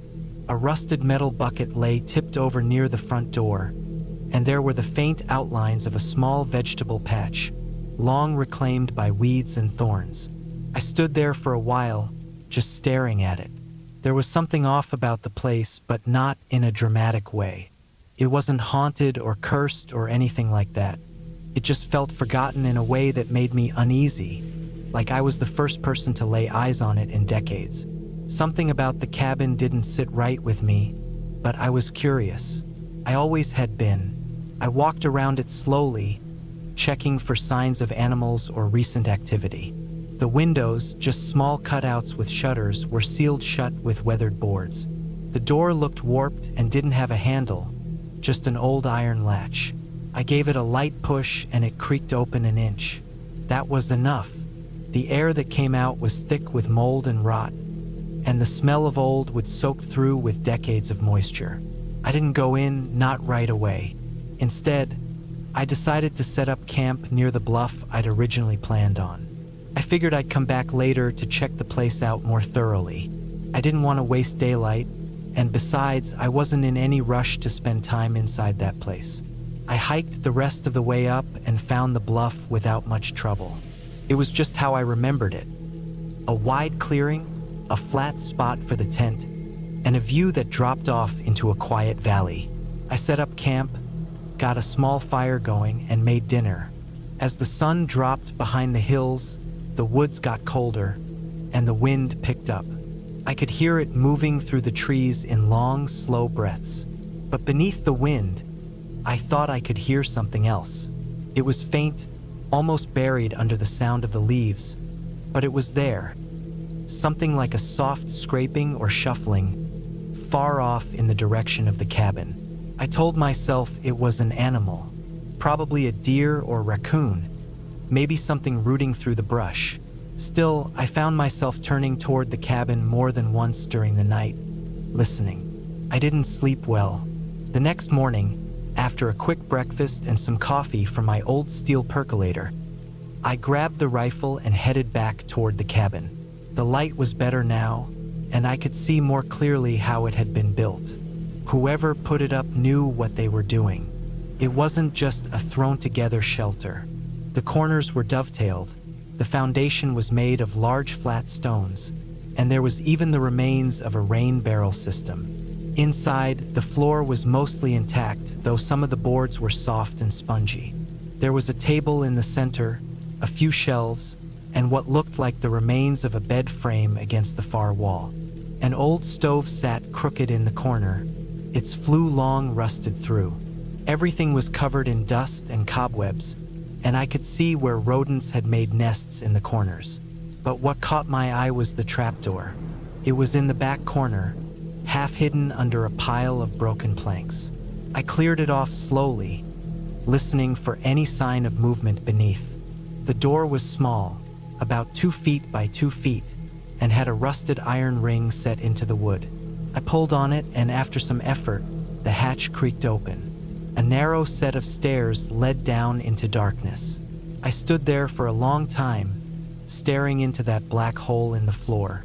The air coming out was colder than I expected. I didn't have a flashlight with me, just a small headlamp, but I put it on and started down slowly, one step at a time. The basement, or cellar, I guess, isn't something I can describe easily. It wasn't a root cellar like I expected.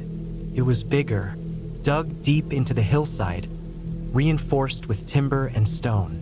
The walls were damp, and the dirt floor was uneven. There were old shelves down there, stacked with broken jars and rusted cans. In one corner, there was a pile of rotted blankets, and next to it, what looked like a pile of bones. Animal bones. I told myself that more than once, but they were too clean, too organized. I backed out slowly, climbed up into the cabin, and closed the hatch. I wasn't scared exactly, but I didn't want to spend any more time down there. I told myself I just stumbled onto an old hunting camp, maybe used during the Depression, maybe by someone who lived off-grid. Still, I kept thinking about those bones. The way they were stacked, almost like someone had placed them there with care. Back at camp, I packed up my things. I didn't want to stay the full 4 days anymore. Something about the place just didn't feel right. I don't know how else to put it. The cabin, the cellar, the bones, they all made the woods feel heavier somehow. I hiked back to the truck before nightfall, keeping my rifle close. I didn't see or hear anything unusual on the way out, but I couldn't shake the feeling that I was being watched. It's easy to get paranoid in the woods, especially when you're alone. Every branch snap or rustle becomes something sinister. When I got back to the truck, I found something that stopped me cold. There were prints in the dirt beside the passenger door, barefoot prints. Human. The toes, the heel, the arch, all there. They weren't mine. I'd been wearing boots. They weren't old either. The edges were sharp, the dirt freshly disturbed. I didn't wait around to find out who or what made them. I drove out fast, tearing down that old gravel road with dust flying behind me. I didn't stop until I hit the highway. I never went back to Carter's Ridge. I told myself over the years that it was probably just a squatter. Maybe someone living off the grid, same as the folks who used that cabin long ago. Maybe they came back while I was exploring, saw my truck, and left prints without meaning any harm. But I think about that trapdoor a lot, about how the stairs went deeper than they should have, about those bones, too many for one animal, too clean, too carefully arranged. Sometimes late at night, I still see that print in the dirt, that perfect, barefoot impression next to my truck, out in the middle of nowhere, and I wonder if I walked into something I wasn't meant to see.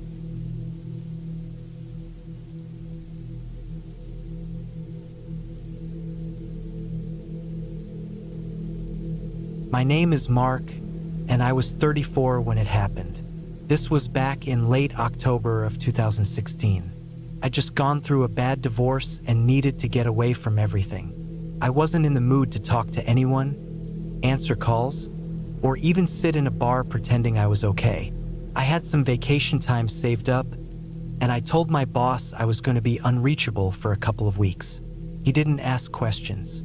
I packed up and drove to a cabin my uncle used to own out in northern Michigan, not far from Huron National Forest.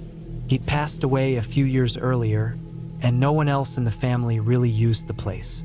I hadn't been there since I was a teenager. The drive was long, almost 8 hours, but it felt good just to be alone with my thoughts. I had a few podcasts downloaded and a couple sandwiches wrapped up in foil on the passenger seat. I remember the highway gradually giving way to smaller roads, then gravel, then finally a narrow dirt path that I had to take real slow to avoid bottoming out. The forest around it was deep and quiet. By the time I got to the cabin, the sun was low in the sky and the whole place looked like it had been dipped in orange. The cabin wasn't anything fancy. One level with siding, green metal roof, no Wi-Fi. I didn't mind. That was the point. Just a mattress, wood stove, some old furniture. There was an outhouse maybe 50 feet out back, and a small hand pump well next to the porch that groaned when I used it. No neighbors. The nearest house I passed on the way in had to be at least 2 miles back. I unloaded what I needed, mostly dry food, some firewood, a couple 5-gallon jugs of water, a small radio, and an old .38 revolver my dad gave me after the divorce. I wasn't planning on using it, but it made me feel better to have it. The place smelled like dust and wood, and the air was colder inside than it was outside. I got a fire going in the stove and rolled out my sleeping bag on top of the mattress. I cracked a beer and sat on the porch as the last of the light faded from the trees. The first night was quiet, and I slept surprisingly well. No phone buzzing, no sounds of traffic, no emails to check. Just the creak of the trees and the occasional crackle of the fire. I woke up early, made some instant coffee, and went for a walk down a trail I half remembered from my teenage years. It looped around a small creek and came back behind the cabin after maybe a mile and a half. Leaves crunched underfoot. I saw deer tracks and once heard something big crash through the brush, but I never saw what it was. When I got back, I chopped some more wood and sat by the fire for a while. I had a notebook with me, but I didn't write much. I just stared at the flames. I think I was trying not to think, if that makes sense. I did that for 2 days. Hiked, sat, slept, repeated. It felt like I was slowly wringing all the tension out of my body. But on the third night, something woke me up. I couldn't tell what at first. I remember lying there in the dark, heart going a little faster than usual, listening hard. I thought maybe it had just been a dream, or maybe a squirrel on the roof. But then I heard it again, a dull, thudding noise. Not loud, but heavy, like something knocking against wood. It wasn't near the door. It sounded like it was under the cabin. I sat up, listening. The sound stopped. I told myself it was probably an animal, a raccoon or a porcupine or something, maybe a possum under there. It's not like the place was airtight. I tried to go back to sleep, but I kept hearing little noises, scraping, shuffling. Once I thought I heard a low cough, but that didn't make sense. I stayed still until the sun came up, and then I went outside to look. The cabin was raised off the ground on cement blocks, just high enough for someone to maybe crawl under. I peered underneath, but it was too dark to see anything. There were old boards, maybe some insulation, some dead leaves blown in by the wind. I didn't see any tracks or droppings. I figured whatever it was had moved on. Still, it sat weird with me. That day I walked farther, down the gravel road to the old fire tower, then looped around to an old logging trail. When I got back, I checked under the cabin again, but nothing. That night, I drank a little more than usual and kept the revolver close by the bed. I fell asleep eventually. Around 3 in the morning, I woke up again. Same sound. Thud, thud. It was more distinct this time. Rhythmic, like someone knocking softly from underneath the floorboards.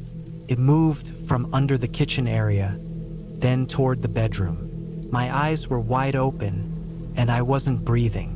I could feel the thuds through the mattress, faint vibrations. Then silence.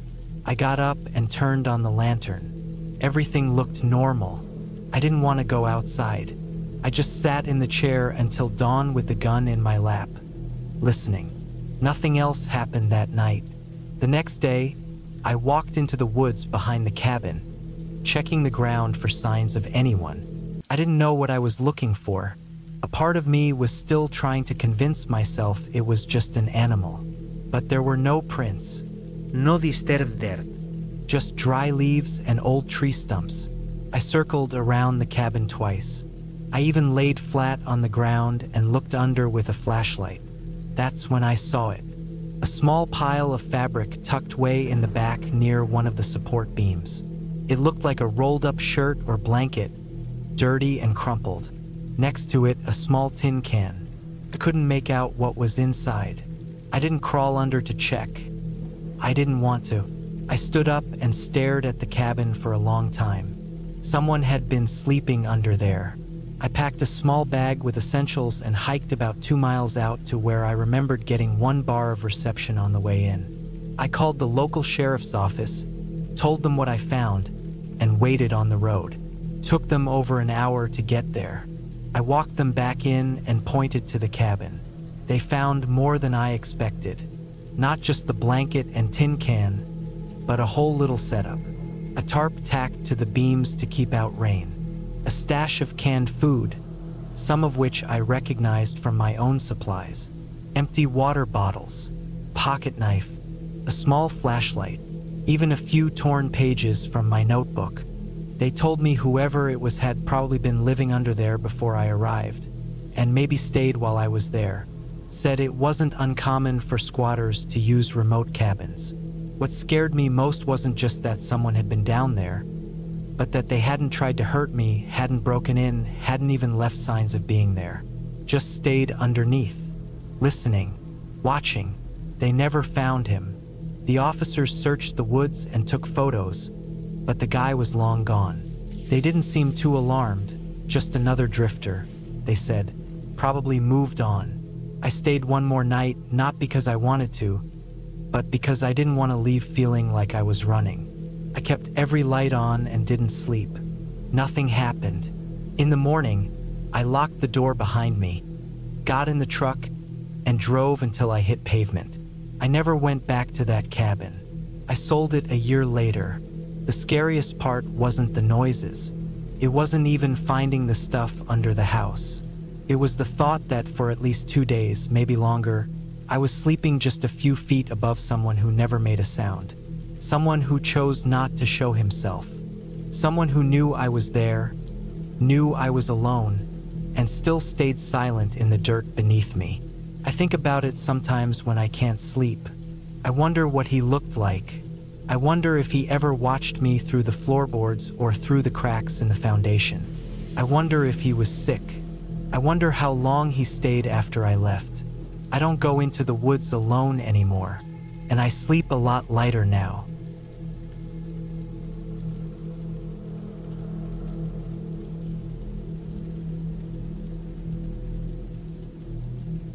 I'm not the kind of person who believes in anything spooky. No ghosts, no legends. No stories passed down in hushed voices over bonfires.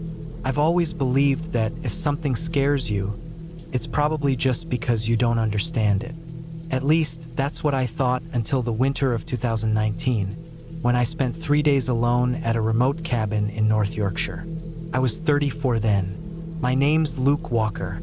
I work in engineering, mostly surveying land for wind turbines, laying out future infrastructure projects, and doing some contract-based mapping jobs. It's not as glamorous as it sounds, but it pays well and occasionally gives me the chance to get out of the city. That's what I needed back then. A break. Work had been piling up. My head was full of spreadsheets, diagrams, and emails. I hadn't taken proper time off in almost 2 years. So I booked a small timber cabin through a listing I found on a quiet holiday rental site. The place looked basic. No Wi-Fi, no TV. Just a wood-burning stove, a bed, a kitchen, and quiet woods all around it. It was near a village called Bransby, not far from the Howard Ian Hills, which I'd never visited before. That was the appeal, total peace and quiet. I arrived on a Monday morning in mid-January. Cold, gray, typical English weather. My van rattled down the narrow country lane that curved through hedgerows and dipped through patches of forest. I passed a single farmhouse about 10 minutes before reaching the end of the lane, where a small wooden gate stood slightly ajar. Beyond it was a dirt track, muddy from the rain, with 2 deep tire grooves leading through a break in the trees. The cabin sat about 100 yards into the woods, just far enough in that you couldn't see it from the road. The track wasn't well kept. I had to slow almost to a crawl as branches brushed the side of my van. Moss covered the base of the trees and I saw no lights, no signs, nothing man-made except the track itself. That isolation felt exciting at first, like I was leaving the world behind. The cabin was smaller than I expected. A simple A-frame, probably built in the 80s or earlier, made from weathered pine planks that had turned a kind of dull gray.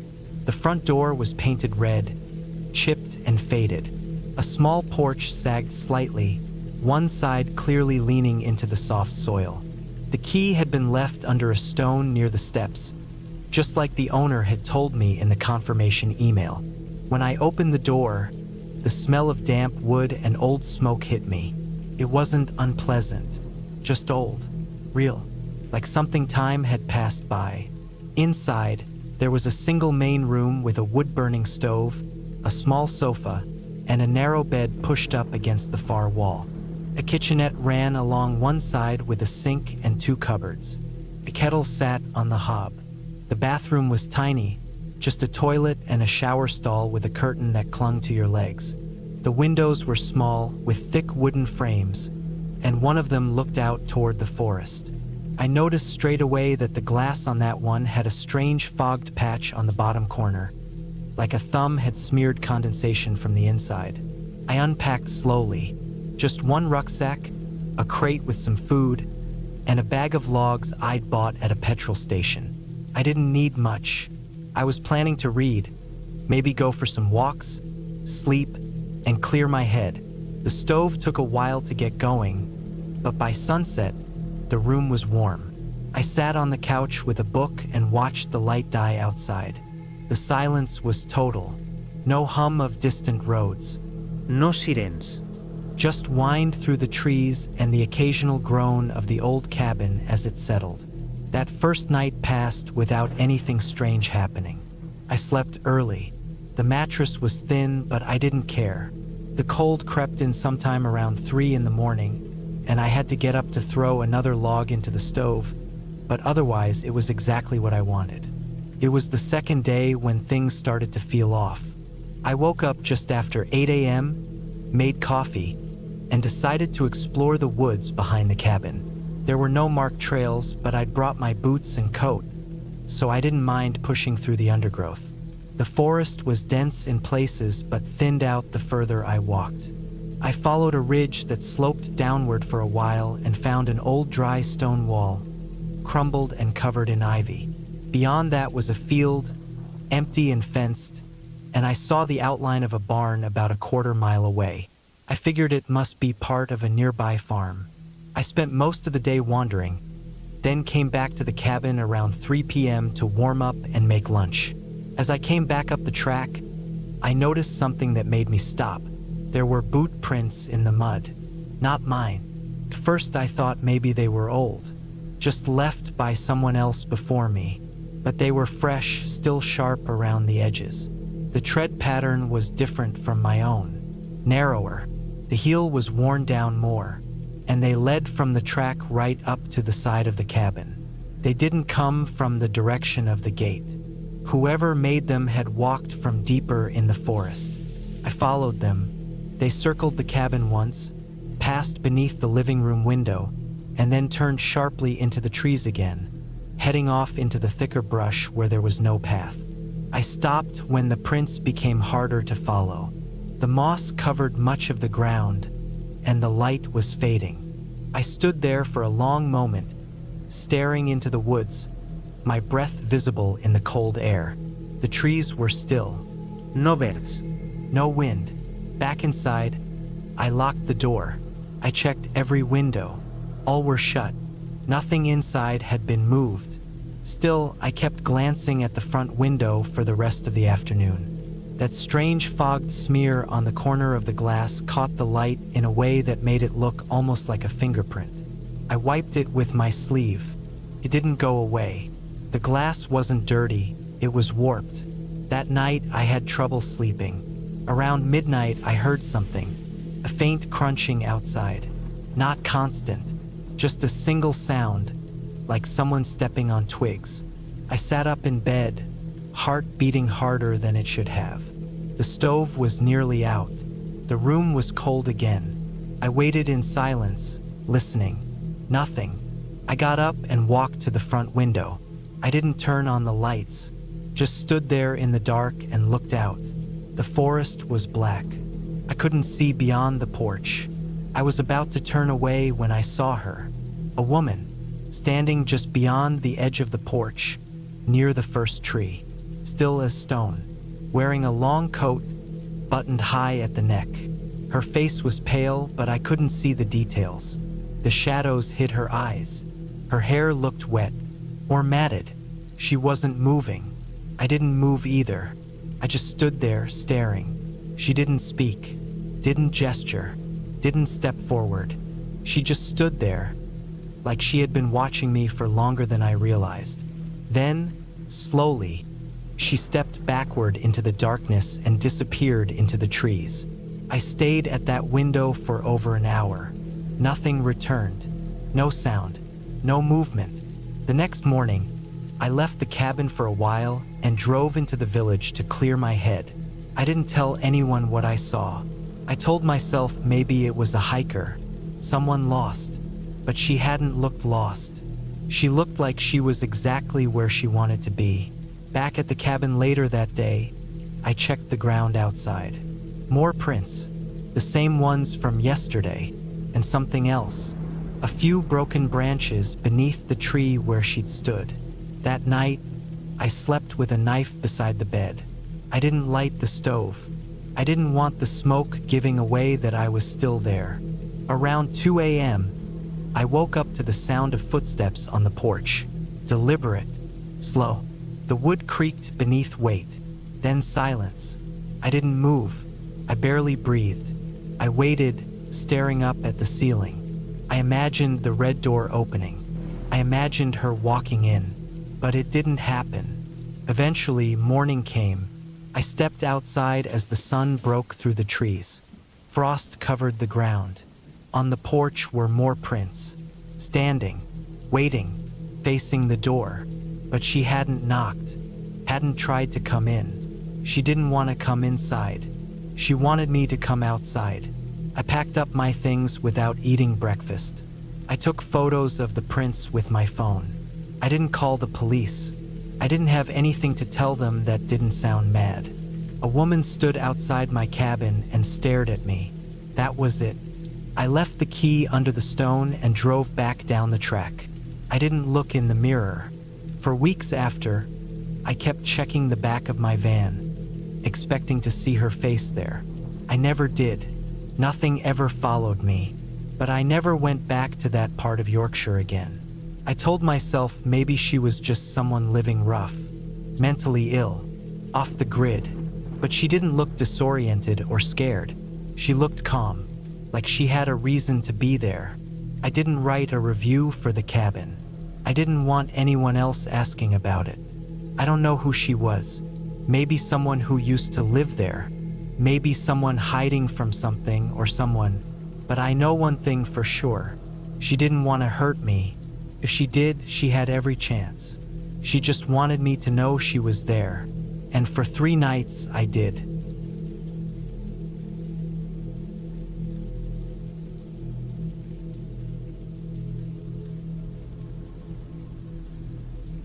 I was 31 when I decided to take some time off and spend a few weeks alone in a remote part of New Mexico. It was early fall 2014. My job back then was heavy with deadlines, meetings, and just the kind of soul-sucking routine that makes you forget you're a person. I was writing software full-time, doing contracts for small businesses out of my apartment in El Paso. Paid well, but I felt boxed in. I needed space. Something different. A friend of mine from high school, Thomas, had a grandfather who passed away the year before and left behind a hunting cabin up in the Gila National Forest. His family didn't want it. It was remote, about 40 minutes from the nearest road, and it had no electricity, plumbing, or cell signal. When I asked Thomas if I could borrow the place for a few weeks, he barely even paused. He said sure, gave me directions, and told me the keys were hidden under a flat rock near the porch. I left the second weekend of October. I packed all the things I thought I might need: non-perishable food, water containers, propane stove, basic tools, a rifle, and a secondhand solar battery kit with a few power banks to charge my laptop and phone, even though I knew they wouldn't get a signal. I figured I could use them to watch movies or write if I got bored. I also brought a few books, a journal, and a small solar lantern. It took most of a day to drive up into the forest and then hike the rest of the way to the cabin. The truck couldn't make it all the way there. I had to leave it in a dirt pullout and hump my gear up a narrow path that twisted through the trees. The sun was dipping low by the time I found the cabin. It was a squat, one-room structure made of aging pine logs, with a sagging tin roof and a small covered porch. It had a padlock on the front door and a few nails driven into the beams where old tools still hung. Axes, a rusty saw, an animal trap that looked like it hadn't been touched in decades. I found the key under the rock like Thomas said. Inside, the place was simple but dry and clean. There was a cot in one corner with a musty sleeping bag, a wood stove, a chip table, and 2 chairs. No lights, of course. The windows were small, dirty, and set high in the walls with thick shutters that bolted from the inside. A small cabinet held a few old cans of food, a kettle, and some plates. Everything smelled of old wood and dust. Felt right, quiet, just what I needed. The first couple of days passed peacefully. I explored the trails around the area, collected firewood, and adjusted to the silence. It's a strange thing, being alone in a place with no clocks, no traffic, no buzz of electricity in the walls. You start hearing things you forgot existed. Wind in the leaves, the crunch of squirrels in the brush, the way pine trees groan when they shift. At night, I'd sit on the porch and listen to the forest. Coyotes howled in the distance. Owls called to each other. Once or twice, I thought I heard something larger. Maybe a deer or an elk moving through the trees, but nothing ever came close. It was peaceful, until it wasn't. It started with tracks. On the 5th morning, I stepped out to relieve myself behind the cabin and saw something in the dirt. Prints. They weren't boot tracks. Not hooves either. They looked human, barefoot, but too large and spaced too far apart. They came from the trees, passed near the porch, and then disappeared off the trail. I crouched down and studied them. 5 toes, long arch, deep heel. Definitely barefoot. I thought maybe someone else was up there. A hiker, a hermit maybe, but the prints were strange. The toes were too long, and the gait was off. Too wide, almost like a loping stride. I brushed it off. Maybe I just hadn't seen them clearly. Maybe it was a bear and I was imagining the shape.